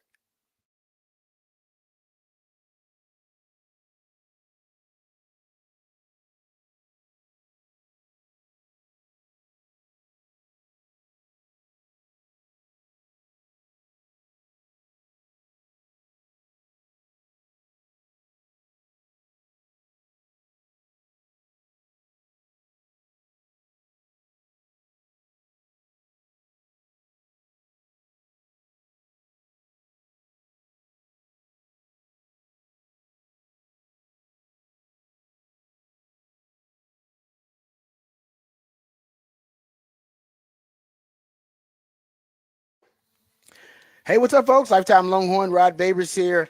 All right, let's talk about my friends over at Apple Leasing, because we know a lot of you out there may be, in the market for a new car. Maybe you're thinking about getting a new car for a lot of different reasons. Maybe the car that you have right now no longer fits your lifestyle. Maybe you need something bigger. Maybe you need something that fits your budget a little bit better, because maybe your budget has changed over the years.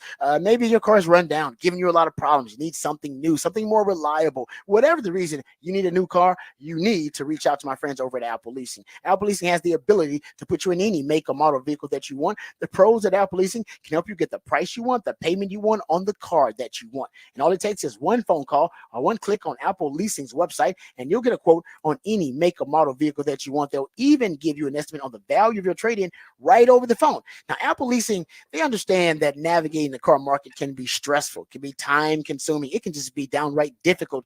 That's why they want to advocate for you. They want to make sure that they're getting you the best deal possible on the car that you want. They understand your time is valuable. Time is money, and they want to save you both. They want to save your time, save you money, and find you tremendous value. They have what they call a simple interest easy lease. Well, it's going to make things simple and easy for you. Going to give you more flexibility, which is going to give you more possibilities and options to find the vehicle that fits you best, but more importantly, the vehicle that fits your budget best. Everything seems overpriced these days. That's why leasing makes more sense than ever. You're only paying for the part of the car you're actually using. So give them a call, 512-346-9977. That's 512-346-9977, or visit appleleasing.com. That's appleleasing.com.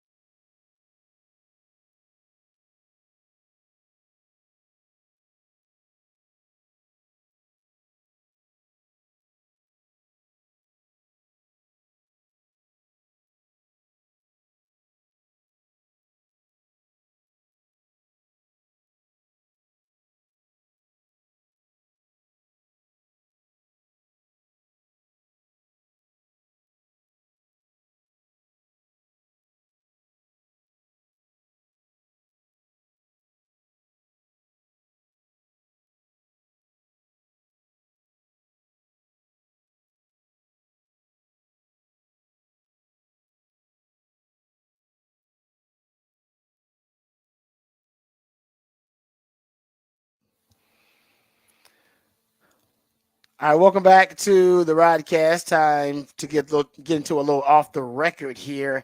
And this off the record is sports related. It's about Patrick Beverley.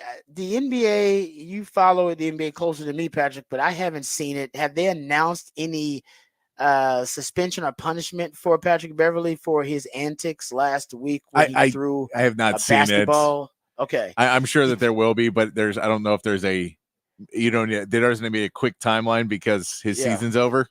Yeah, exactly. The era of Pat Bev is, when he told Steph Curry 5 years ago that he's run the league for 5, but the next 5 are mine, is what he told. One of the most unhinged sports quotes of all time. He said that for real? Yes. Wow. That he was. I didn't even hear that. Yeah. That is unhinged. That's unhinged. Like, dude, you're not a starter. You're not. You're not even a starter. What are you talking about? Well, maybe you're right. Maybe he's kind of going off the rails lately then, because he had an incident where he threw a basketball at 2 different fans. He threw it at him, and then they threw it back, and then he threw it at another fan. It was crazy. I had never seen anything like that before. Even Draymond Green said it was crazy. When crazy people start saying you're doing crazy stuff, you're doing crazy stuff. No, but Draymond Green is that type of guy. Draymond Green is the type of guy to punch somebody, and then someone else throws a punch. He goes, "Whoa! Why are we throwing punches like you did it?" It's like, I don't know, but I'm allowed to. Hey, as I said, we talk about being the great villain. He'd be a great wrestling villain because he's like, "What are you talking about? I didn't do anything." Well, Patrick Beverley can't claim to have not done anything because it was pretty obvious he threw a basketball at fans. So we're awaiting that punishment. But he also got into it with a member of the media. And a lot of members of the media are upset with Patrick Beverley now for his treatment of this reporter. I don't even know if they got some beef going back prior to this audio and this incident, but a lot of people are upset with him disrespecting this female reporter. Here's the audio of Patrick Beverley. Here. Oh, excuse me, I'm sorry. Yeah. Before I finish. Yeah. You subscribe to my pod? Do I subscribe to? I do not. So you can't interview me then. No disrespect. Well, Jamal is here. You subscribe? Okay, cool. Yeah. That's cool. Again, there were a couple times within a bucket or two. In previous games, y'all have been able to kind of get over that hump, or maybe. Was it anything they did in particular, or was it just one of those where the bucket didn't go down, there wasn't the stop, they made one? What kind of prevented that you all from being able to get over, kind of like you have in the past? You move that mic, please, or just get out the circle, please, for me, please, ma'am. If you're not subscribed to my pod, I appreciate that. Thank you. Patrick, you watch a lot of NBA, so you may know. Is there a history or something with him and this woman? I don't know. It's Melinda Adams. She's worked at ESPN for a long time, well respected. So why is he so? What's going? Why is he? Because why is he so mean because he's a joke, and he's. He said he was picking on her almost. Though. It was, and I don't know if it was because maybe he had heard something. I don't know.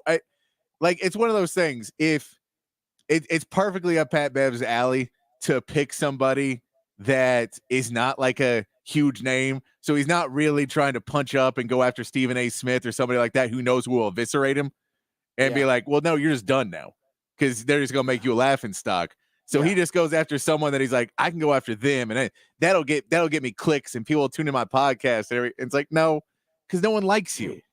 Yeah, you just lost respect there, bro. Like there was no need for that. That was so unnecessary. No, and if you don't like her, just don't give her a great answer and move on. Yeah. You know what I mean? No, don't make it again about I just got eliminated from the playoffs, and I'm so upset that I want to plug my podcast 5 times. I know that was because now I don't think you're upset. Because I think that you're just all playing a part now. Yeah. It was horrible, but it makes sense because Patrick Beverley, who, hopefully this means that these major sports teams or major sports covering places will stop teasing him and putting him on just because they go, well, he's controversial, so we'll have him on our show. Don't have someone who's good and decent and not somebody who's going to walk out who's been a career backup. And sure, good defender, career backup, and tell me that, and then go out and say that he should be playing in the NBA and he should be an MVP and he should be this and he should be that. It just, nothing he does is about. He's got career dysmorphia. Yeah. Where he can't see himself, you know what I mean, in the real lens that everybody else does. Yeah. No, and it's that thing of, I get you want to try and put yourself, but you're past that. you can do that when you're 25 and you're like, I'm trying to make a point and I'm going to prove myself in the NBA. But once you're now at the back end of your career, you're supposed to start entering into not being a jerk face. Yeah, be gracious and exactly and humble, and he's not that at all. Like that was cringeworthy. No, and he lost a lot of points. No, man, and that was and she came out the day after and tried to be the professional one too, and said he called and apologized afterwards, and I accept his apology. And she was trying to be professional about it. So she came out of this looking really good because she's being extremely professional. But I'm sure he'll say, my apology will be in my podcast. It's like exactly. That's exactly right. Come check it out. I'll discuss. I don't care. I'll tell you what went down. I don't care, man. Yeah, you're right. He does not. He will have to pay at one point, as we talk, the a-hole toll. Yes. The D-bag tax, because nobody will give them the benefit of the doubt when something goes down potentially. All right, we'll come back. We'll get into we got Raj Rant on the other side. We'll also get into this story from Ross Dellinger that hints that the new landscape of college sports, the restructuring of college sports as we know it, could be in the very near future, not in the near distant future as we once thought. It could be happening within the next 2 months, or at least it could be voted on within the next 2 months. We'll talk about that. Also, on the other side, we got a Rangers report that we'll get into, so Rangers fans, stick around for that. So we got a lot to get into. We'll try to cram as much as we can into the next segment. This is the Rodcast featuring Patrick Davis. I'm Lifetime Longhorn. Rod Davis coming back on the horn.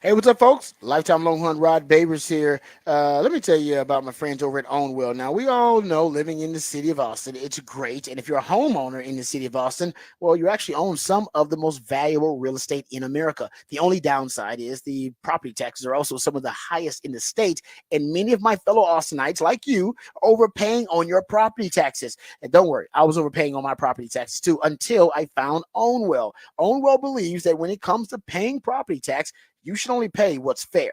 And right now, it'll only take you less than 3 minutes right now to sign up for Ownwell. There are no upfront costs or fees. Ownwell will save you money, or it's free. That's a guarantee. If you don't save, you don't pay. And 86% of Ownwell's customers save on their property taxes. Ownwell handles everything from start to finish, and they deliver an average savings of over $1,100. Ownwell provides you with local tax experts backed by cutting-edge technology and the best in-class customer support available. So what are you waiting for? Save money on your property taxes with Ownwell. Sign up in less than 3 minutes and start your protest today at ownwell.com. That's OWNWELL.com. That's ownwell.com.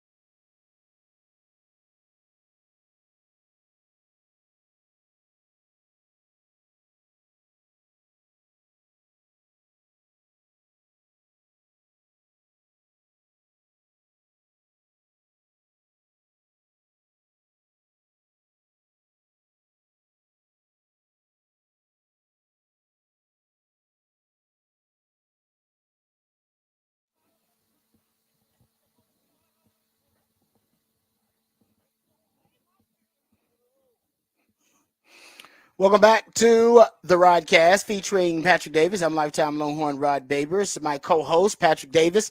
He is the Ideallionaire as well. That's what I call him on the shows because he has so many great ideas. One of them is musically themed days of the week, and Mondays are special because Mondays are designed to try to help you. All right. He understands that Mondays can be especially difficult because you're going immediately from the fun-filled, relaxing weekend to the stress-filled, hectic work week. And honestly, nobody likes that. So in order to make that a smoother transition, he comes up with Smooth Soul Mondays. And I appreciate it. And he always builds up to like a crescendo. So it's a little more hype in the 9 o'clock. I guess you figure everybody's up. And then it's always kind of some slow, maybe, I don't know. It seems like more soothing R&B or soul early on. Yeah, ease into the Monday. 6 o'clock. Yeah. And then now we basically started partying by 9 o'clock. Like it's like you're up, you should be at work by now. You should be up and going, contributing to society in some way, form, or fashion. So we appreciate Patrick. He's always contributing to our show. So we appreciate that. And Patrick, you also have the big fat poll of the day, which was inspired by a story I saw this weekend, a Texans related story, actually. Yes, the story was J.J. Watt did his celebrity softball tournament, his charity softball tournament this weekend, and in it, he said that he's told D'Amico Ryans that if they need him, that he would answer the phone call and come back if they need him. He doesn't think they will. Says they've got a really talented roster. They got some good depth, and hopefully there's no injury problems this year. But if they needed him, he would be ready to go. But this is the last year he could do that. He's 35 years old. Says after this year, I'm not going to be able to keep my body in that kind of shape anymore. But he said he would do that. But it leads to, which player would you want to see come back for one more run? And I'll throw in one of the reasons why J.J. Watt is more fun in this is J.J. Watt doesn't have a ring. Yes, true. Tom Brady's got rings. So the Tom Brady comeback run, you go, yeah, it could be fun to see what team he could come back on and what he could do if, all of a sudden, if he gets called back 2 weeks out of a Super Bowl and, can he come win another ring for basically 2 to 3 weeks of service? You're right about that. But you're right. But J.J. Watt, it's the, does he come back and be a piece of, Houston's football history? Oh, man. Yeah, because the Texans, they got to beat the Chiefs. But, they're a contender now for the AFC. They're a contender. Right they're now, in the mix now. They're officially in the mix. Now, there's other teams in there, too. So they got to still a lot. You're changing from playing that the last place schedule to the first place schedule. There's, it's your second year. You want to avoid a sophomore slump. There's plenty of questions. I believe that we're going to get a schedule release somewhere in the next week or two. I think they said Thursday. Okay, because I know it's around. Supposed to be. I know that when I looked last week that it had come out basically this week last year. Yeah, I think it's supposed to be scheduled for this week's schedule release. You know what it is? I'll tell you what it is. Whatever, they're going to be announcing the NBA MVP. So then the NFL has to be like, schedule's coming out. They'll be like, we'll just wait till they pull the MVP. They'll put it basically in one of Kendrick's strategies in the Kendrick Lamar Drake beef is every time, because they released like 7 diss tracks like in the last 10 days. So they just keep going back and forth. But every time Drake releases a track, Kendrick won't let it breathe. He'll just release one within like 24 hours right after that. So he doesn't let it breathe. So you don't have time to really talk about it, reflect on it. He'll just kind of drop another right after that because he's got them ready to go. It's one of those kind of strategies. And that's how the NFL is treating the NBA. Is like, now, so they drop their news, let's drop that schedule. Let's leak it now. Yeah. Who's the MVP? Well, did you know what opening week is? And here's the game. Who's going to be on Monday Night Football? Okay, here we go. The NFL thinks they're slick. They definitely do that. They definitely try to steal the sports calendar and steal the limelight from other sports in their headlines. But there you go. So a big fat poll of the day. My man Patrick wants to know basically what recently retired player can still go. Recently retired. Yeah. It's like I said, it's tough, man, because like I said, you're out of it for 2 years, depending on the sport, and then it passes you by quickly. Father Time is undefeated for a reason. Tom Brady's the one that jumps in mind, but you're right. That J.J. Watt story would be a better story. Somebody threw that Aaron Donald like that. That was good. That's probably the best one. He's got a ring too, though.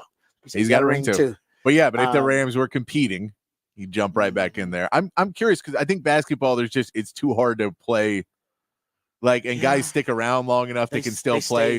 Very few guys retire with skins on the tail. Someone brought up Luke Kuechly, who could probably still come back. He retired relatively early. That is good. Luke Kuechly's a good one. Yes, because he retired so early. But he ain't coming back to the Panthers. I'll tell you that much. If he's smart, he ain't. And he is pretty smart. Hell no. He ain't going back there. Hey, you know what? Yeah. I bet we can get 3 wins this season. Yeah. At least got some Longhorns there who will be fighting a good fight for the Panthers. Jonathan Brooks. Got my man JT Sanders out there with the Panthers. I'll have to watch some. I'll have to randomly go find a Panthers game at least once or twice this year. Anytime they play somebody interesting, I'll try to catch it. I try to catch the Longhorns as much as I can. It was easier the last 10 years. Now it's going to be tougher. Because you got 11 guys drafted this year to keep up with. Back then it was a little easier because you didn't have that many guys, but now you got a lot of guys trying to keep up with. Something tells me one of them is going to be real easy to watch. Kansas City will be on TV plenty. Kansas City will be on TV a lot. As a matter of fact, I got an update about Kansas City and how they're going to use X-Man, and we have some audio from X-Man that we'll play a little bit later on too. And then you get the benefit that all the AFC South teams got a Longhorn too, I believe. Yeah, AD Mitchell with the Colts, Sweat with the Titans, Jags got Keelan Robinson. Yes. You're right about that. So, you're right. So there's 3 right there. Yeah. Just watching the Texans. 6 games right there. No, you're right. That's 6, which I'm gonna see anyway. So I killed 2 birds with 1 stone. I kind of like that. All right, but we'll get to the Horn headlines and then we'll get to this story, this CBS. Actually, it's not CBS Sports. CBS Sports had the initial report. This is Ross Dellinger of Yahoo Sports. So he's got an update on the restructuring of college football, which we initially thought would be something that would take some time. But there's something accelerating this process. We'll talk about that coming up. But first, let's get updated. Let's get informed. Let's get educated with the big headlines of the day with my man Patrick Davis in the Horn headlines. All right, your Horn headlines brought to you by Top Gun Rentals and Lawn Equipment. Texas baseball won their series against number 14 Oklahoma State 2-1, putting Texas in a 3-way tie for second place in the Big 12. Late innings heroics allowed Texas to get wins on Friday and Saturday and set themselves up for a chance to win the Big 12 with 2 more series left in the regular season.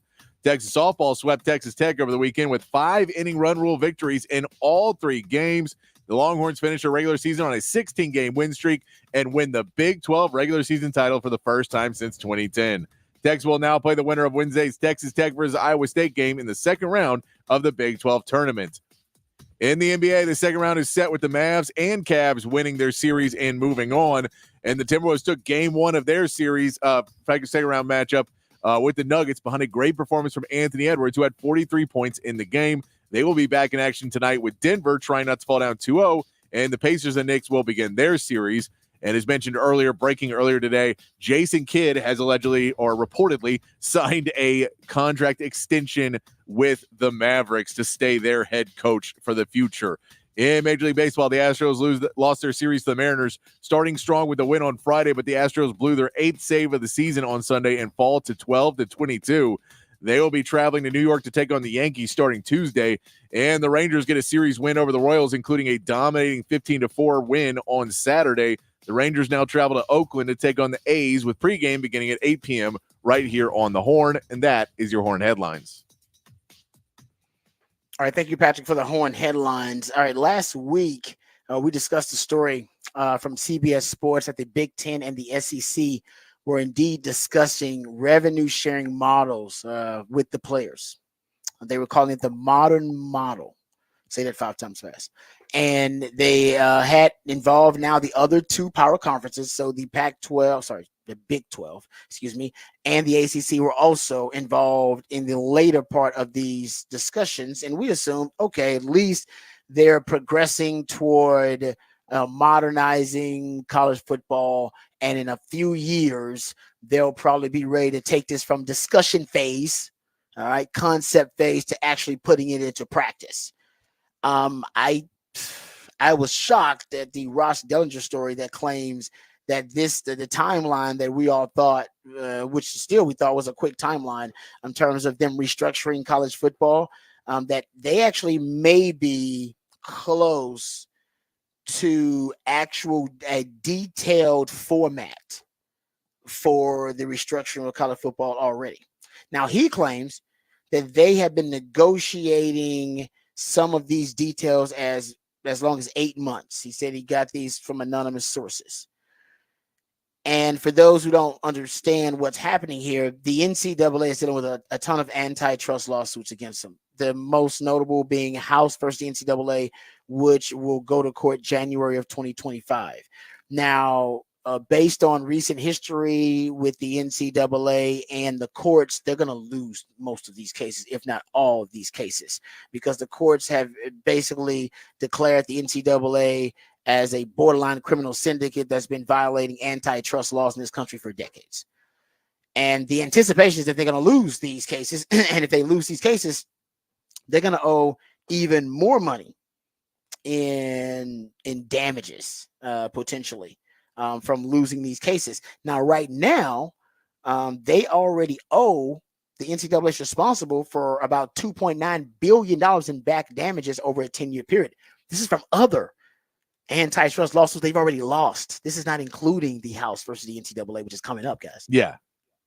This is what they already owe. Yeah. This is already not going well. Yes, so they already owe $2.9 billion over a 10-year period.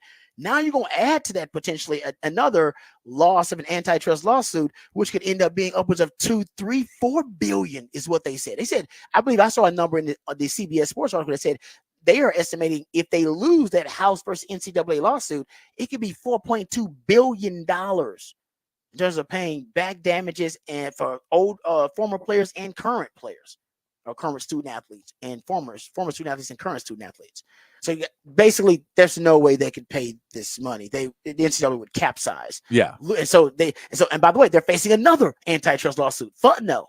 There's a Fontenot versus NCAA too. You can look all these up too. So they got another one that is now hindering the NCAA from settling the House lawsuit, which they want to settle before it gets to the courts in January 2025. Because now the Fontenot versus NCAA lawsuit is also kind of interjected, and now it has disrupted the settlement, the possible settlement. I ain't settled yet, but the possible settlement. My point is, they owe a lot of money for antitrust lawsuits. They will continue to lose these cases. Okay, so that's what you need to know. That's the Cliff Notes version of it.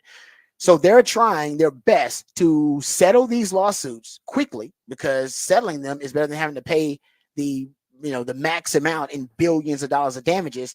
And while they're settling these lawsuits, also come up with a format that can be the new restructured format of college football, so that they don't have to worry about being sued again for violating antitrust laws. So now the new model must be one that is that basically respects the free market. And now that, and that doesn't violate antitrust laws and allows for free, open commerce, but also fair commerce between colleges, student athletes, businesses now involved with the NIL. It's going to get crazy. So here's what Ross Dellinger says they have come up with. A 10-year settlement agreement could cost each power school, as much as $300 million over the decade, or $30 million a year. That figure assumes a school meets what is believed to be, number one, a $17 to $22 million revenue distribution cap for athletes. Say what? Yeah, that's a salary cap. That base would be 22%. That figure was determined through a percentage, roughly 22% of an average Power 5 athletic department revenue stream, most notably ticket sales, TV contracts, sponsorships, not donations. But so they had a formula, and it's roughly 22% of that formula. That's how they came up with that number, if you're wondering. So basically a salary cap of $17 to $22 million, at least $2 million withheld, at least $2 million in withheld NCAA distribution for back damages. So the cases that we're losing, we got to pay for that. All right, because they're losing a lot of these antitrust lawsuits. And 3, as much as $10 million in additional scholarship costs related to an expansion of sport-specific roster sizes, a concept previously unpublicized. I'm not even sure exactly what that means. But I'm not sure exactly what as much as $10 million in additional scholarship costs related to an expansion of sport-specific roster sizes.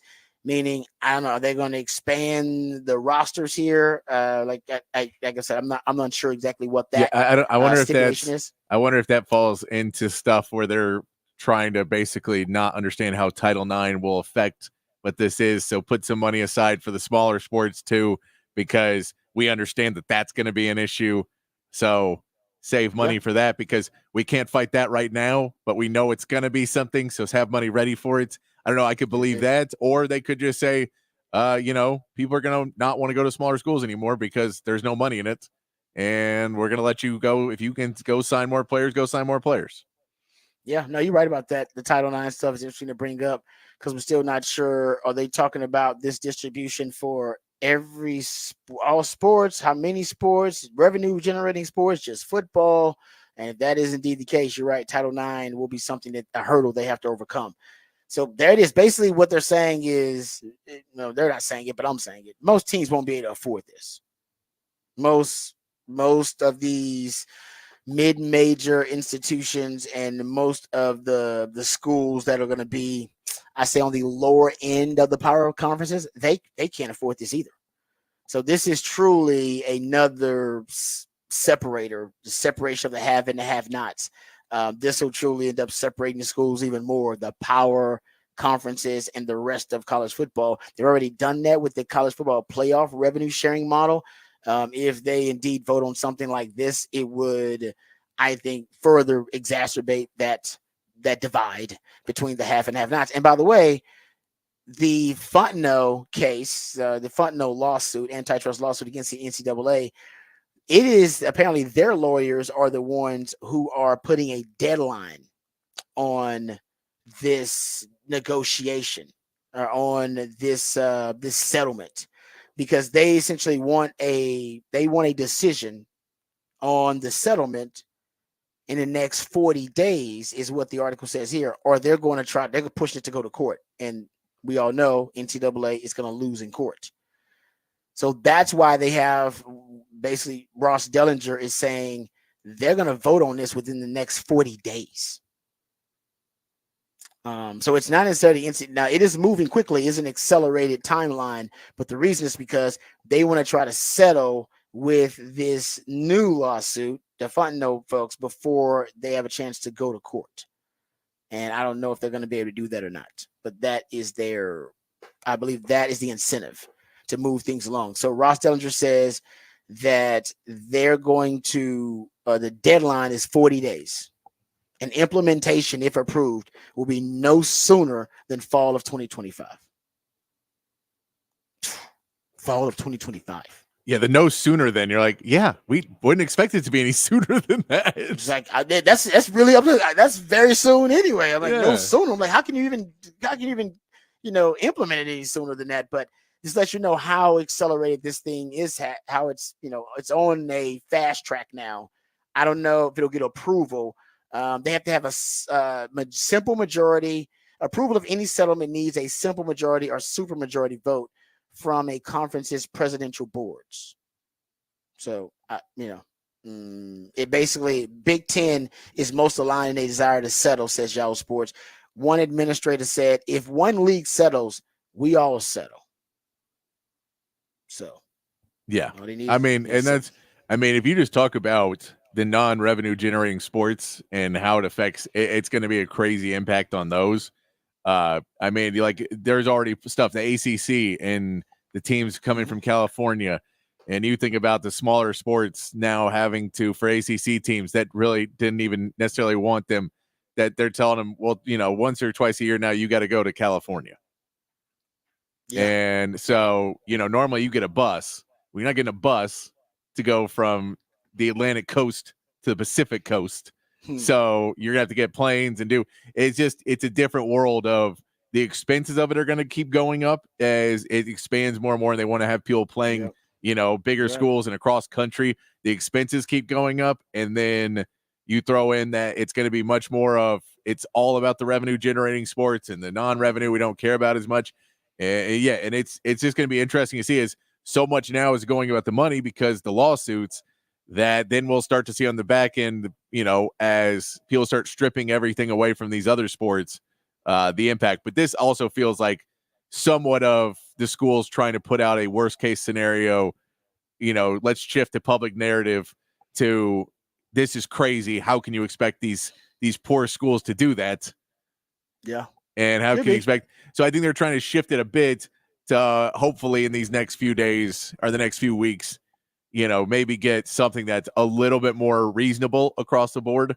But the biggest thing is they don't want to do the things that seem like the easiest fixes, which is, okay, well, we'll revenue share and it's free. It's across the board. Everybody gets revenue share. You can get your NIL, you can make your name, image, likeness, but it's still in college sports. Everyone's just sharing the revenue. There isn't, special treatment. But the bigger schools, one is salary cap, that's fine, but they want to be able to go out and sign the best players. Yep. So there's probably 10 to 15 schools that would much rather, no, I can go out and pay my quarterback $10 million every year.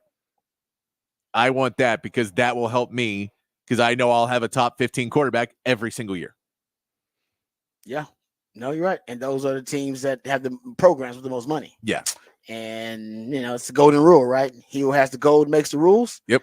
And that's what's happening right now in college football or in major college sports, period. I've always said you're going to end up with an Android, iPhone era of college sports, basically, where you got two choices, just like the smartphone market here in America. You got two choices, Big Ten and SEC. Those are your two choices. And I think that's the way things are going to end up playing out when the separation of the have and the have-nots is over. All right, let's hit our Rangers report here, and we'll push Rod's rant to next segment. Let's hit our Rangers report, though.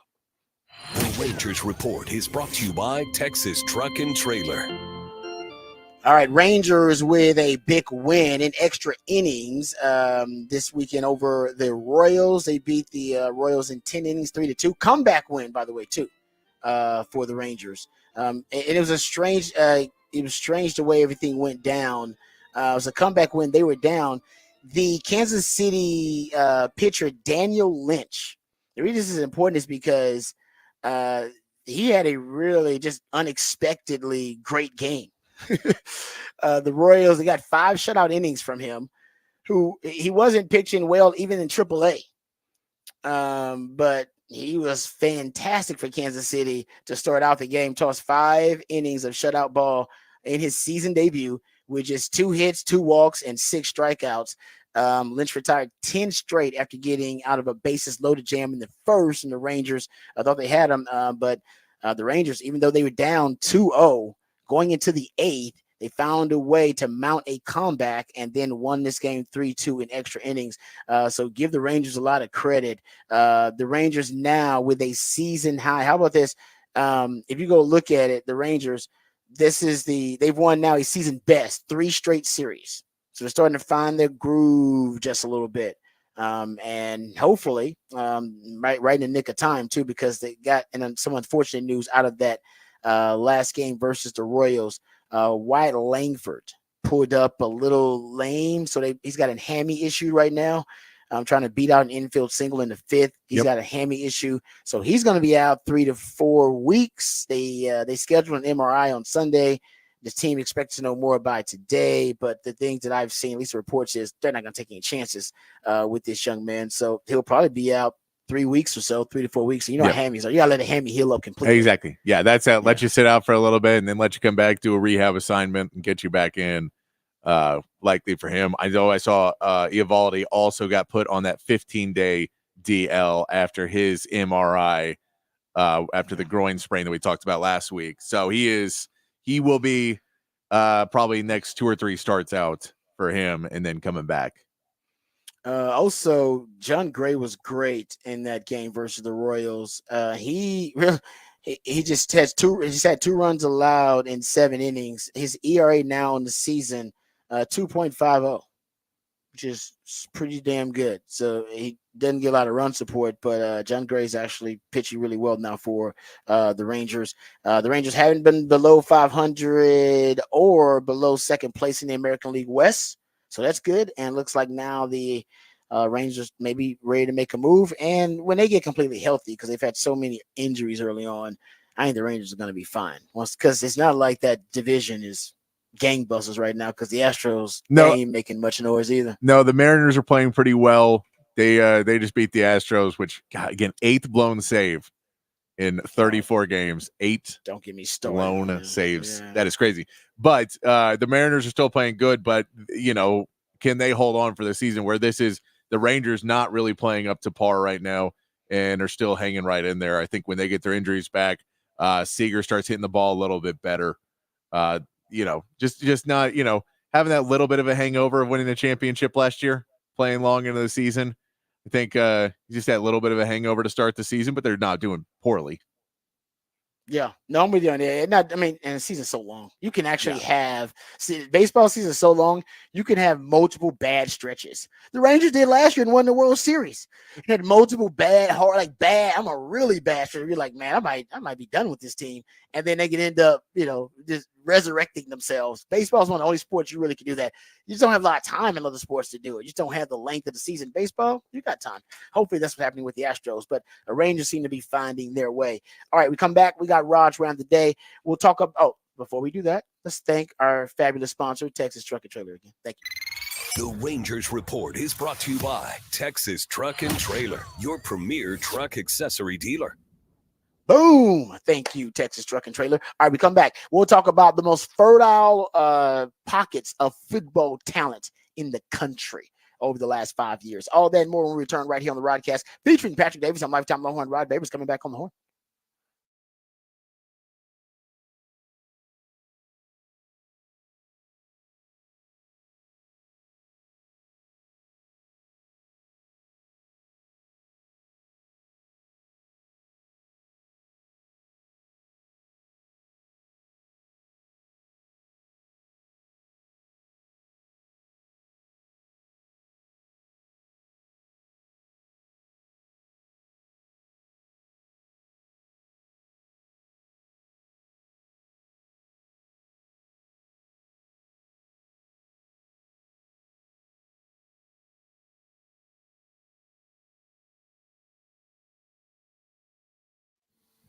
Hey, what's up, folks? Lifetime Longhorn, Rod Babers here. I got to tell you about my friends over at Callahan's General Store. And I know a lot of you out there, you've been working in the yard, trying to make sure you got the yard right. And thank God we got some rain. That'll help out your yard a little bit. But if you really want to help out your yard and make sure that it is in beautiful, lush, and healthy-looking condition, golf course condition, you need to head on over to Callahan's General Store. They got everything you need. First of all, they got the knowledge and the know-how, the wisdom to help you out. You let them know exactly what your issues are, what's keeping you from having the lawn of the month in your neighborhood, and they will help you out. Maybe it's too many weeds in your yard. I got weeds everywhere. I don't know how to give the grass a fighting chance. Well, my friends over at Callahan's General Store will probably point you to the Barricade product from Nitro Fossil pre-emergence to help you start winning the battle against the weeds. And after that, you put down the weed and feed, get rid of some of the crabgrass and the dandelions. And once you start, seeing more grass than weeds, that's when you start filling in those patches with extra grass seed. You also can get that at Callahan General Store. You might need soil amendments, special fertilizers. All of that you can find at Callahan General Store, folks. There's a one-stop shop for everything you need to make sure that your yard and your lawn are in the best condition possible. And don't forget, if you got a green thumb, you're starting to plant those vegetables around the yard. They got plenty of seedling vegetables for you for your gardens. Lots of peppers and tomatoes and melons and other plants to choose from. They also have lots of pecan trees and fruit trees as well there at Callahan General Store. They got it all. You know where it is. 501 Bastrop Highway between downtown and the airport. And every day is a great day to make it hang out Callahan's Day.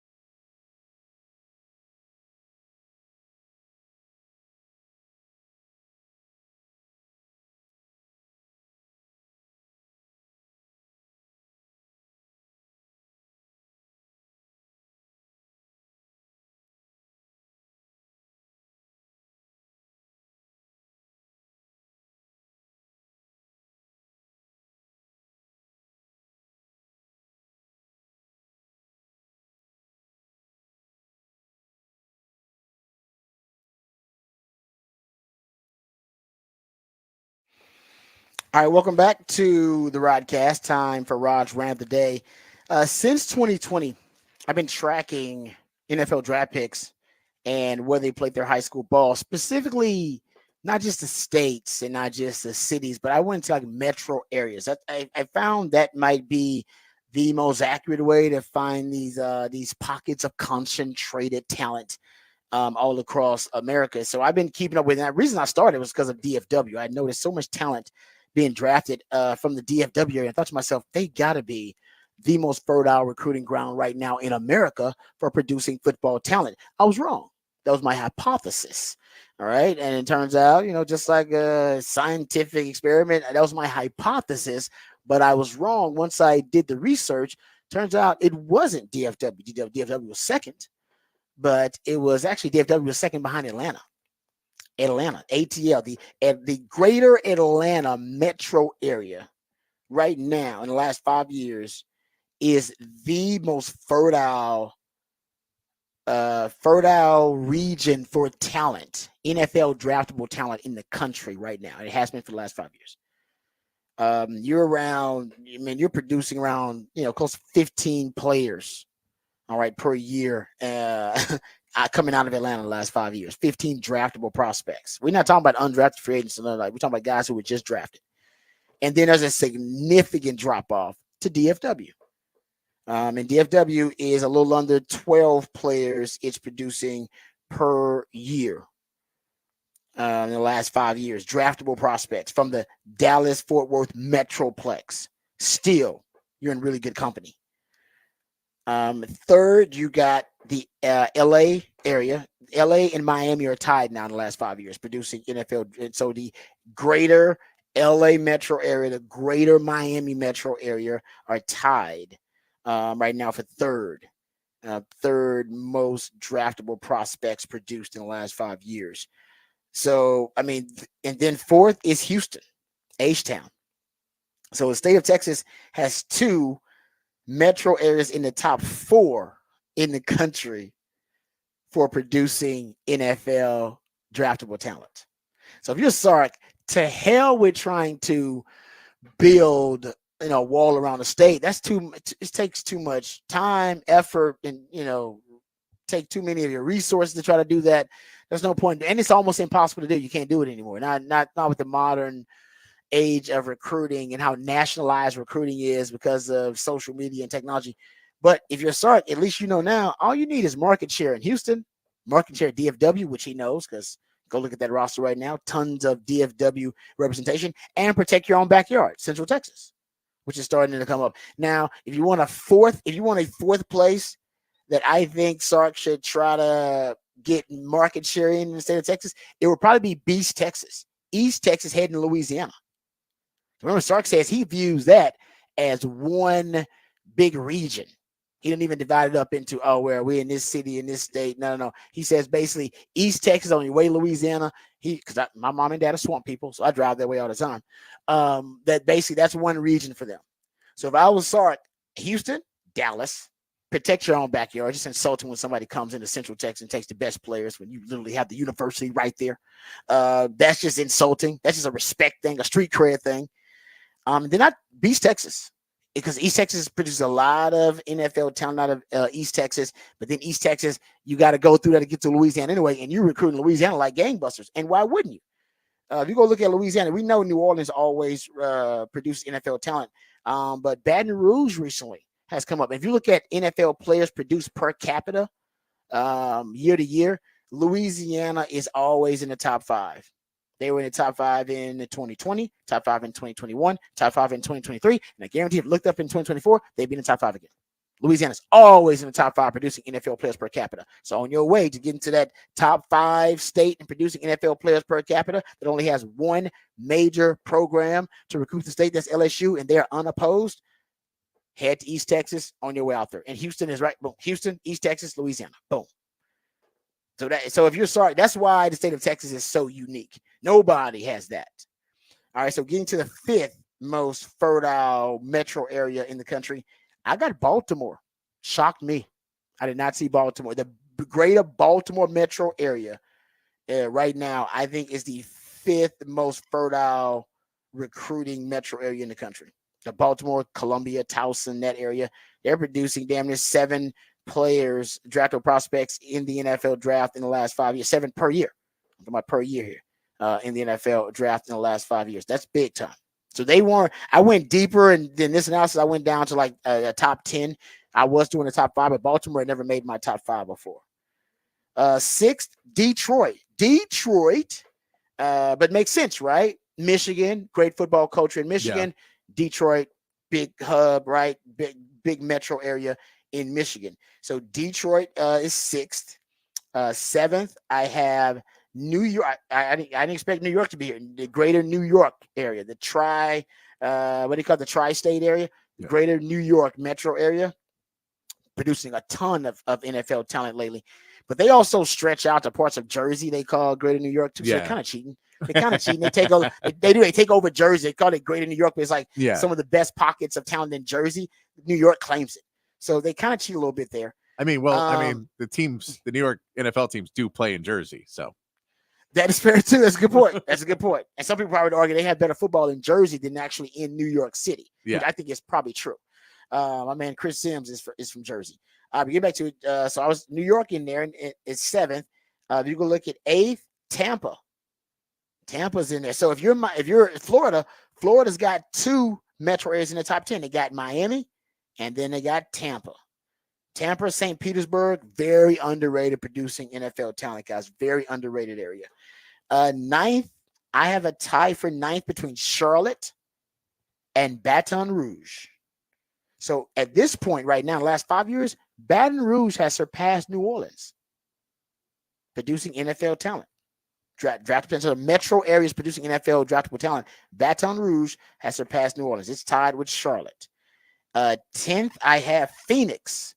Remember I told you if you want to be able to project where recruiting pockets are going to come up and pop up, it's study migration patterns, study population booms, and a lot of those will lead you to where some of those fertile recruiting grounds will appear.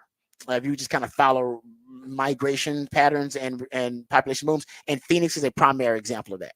The Phoenix area has been blowing up for like the last 10 years or so. Gilbert, Arizona, and Buckeye, Arizona, and Casa Grande, Arizona, Maricopa, Arizona, Goodyear, Arizona. You look at the fastest growing cities and areas in the country, Arizona's always on that list. At least it has been for the last 5 or 6 years or so. I think we're starting to see the fruits of those population booms. So they're 10th. And then I even got 11th on here, Cleveland, because Ohio has a good football culture, and Cleveland is look at it, 11th most fertile metro area in the country. And like I said, I ended up with 13 teams. I had 2 ties. I had a tie for 9th, Charlotte and Baton Rouge. I had a tie between Miami and LA. So I had a tie. So basically I ended up listing 13 teams, the 13 best greater metro areas for producing NFL talent. There you go. All right, we come back. We'll wrap it up, put it in the oven, and let you know who said that on the other side on the Rodcast featuring Patrick Davis. I'm Lifetime Longhorn. Rod Davis coming back on the horn.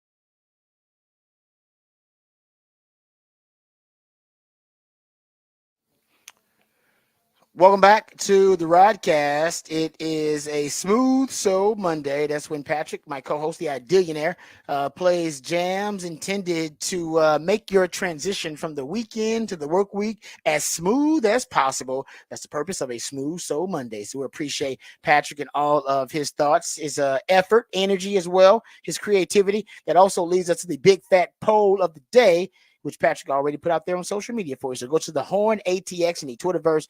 Go check out the big fat poll of the day. Which player would you want to see come back for one more run? Basically, what recently retired athlete would you want to see come back and give it one more run? That is the big fat poll of the day. Go check it out. JJ Watt's up there. Tom Brady, Michael Phelps is also one of the choices, but you can leave your own choice too when you reply there at the Horn ATX. All right, let's get to who said that. That's when Patrick, the idea, he plays a bit of audio. Sometimes it's from the sports world. Sometimes it's beyond the sports world. And based on the context clues, or just based on being able to recall the familiarity of the voice itself, you're supposed to be able to identify and diagnose and decipher who said that. Titans wore these uniforms Why you up think again. I have on this color today, baby? Listen, I see you. We see you. We see you. Huh? They wore the unis against the Texans. Texas fans very pissed about this. Did they have a right to be upset? I think they have a right to be upset, but the Tennessee Titans own that uniform. They own the history of the Houston Oilers, so they had a chance to own it themselves, and they didn't want that ownership. They wanted to create their own identity, which makes sense. They're the Houston Texans coming in. Let's create our own identity. But now, because the Houston Oilers uniforms became so popular coming up, they wanted it back. You can't have it both ways. Are you hearing this drama about the Texans wanting to use that blue? Have you heard this? Yes. Let's take a look here. This year, the Texans you're saying find their own identity. What do you make of this? They unveiled their alternate jersey, and the whole thing about the color blue went down. Why can't they just stay with what they had? They had a really nice looking uniform the first time. Why do they have to keep harping on that? I don't understand it. Imitation flattery? Have your own identity. You have a really good football team right now. They won a playoff game last year. They got a chance to maybe go to a Super Bowl this year. Just create your own identity. Forget about the Houston Oilers. Forget about the Tennessee Titans. You and I talked a lot off camera. I think if they weren't the same division, oh yeah, they would this be wouldn't okay. be as big a deal. I get it. Yeah, exactly. By the way, that was Warren Moon, the great Warren Moon. Yes. But yeah, it's because they're in the division, man. It's a rivalry. We want our damn colors back and our records back, you sons of. Yeah, man. Yeah. I disagree with Warren on that. Give it back. No, and look, the reality is we grew up. Like our childhoods are tied to the Houston Oilers.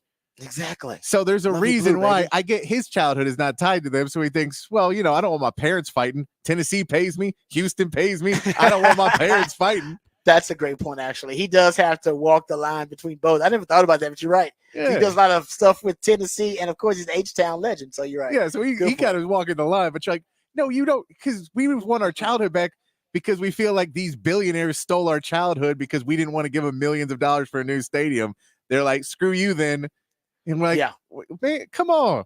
I agree. That's, man. I know they said Give us the time- records back at least. Give us a record. Give us a record. Give one or the other back. Give the records or give us the colors and the uniform. Give them one or the other. No, it's the whole when he says, well, the uniforms are coming back. Like, no, I get the kids like the uniforms now, but us who were alive during the Oilers, we were Oilers fans when you guys sucked. So come on. Exactly. Yeah, exactly. And you hear that U of H is still, remember that those Love Your Blue uniforms that U of H came out with, and they got stopped a cease them and too. desist. Oh, They stopped them, but they said they're gonna wear them anyway. Good. U of H said they're gonna wear Come them on. anyway. Come on. I'm like, yeah, somebody bring back the Love You Blue, damn it. I love me some Warren Moon, but I'm going to disagree with him on that one, man. All right. Thank you to Patrick. Doing a great job as always. We appreciate your efforts, Patrick. Thank you all to all you out there for listening. We appreciate you participating in the show today. Remember, the revolution will not be televised. We talk about it right here on the Rodcast. We love you guys. We mean that. Take care of yourselves, but more importantly, take care of each other. And until next time, hook 'em. Peace.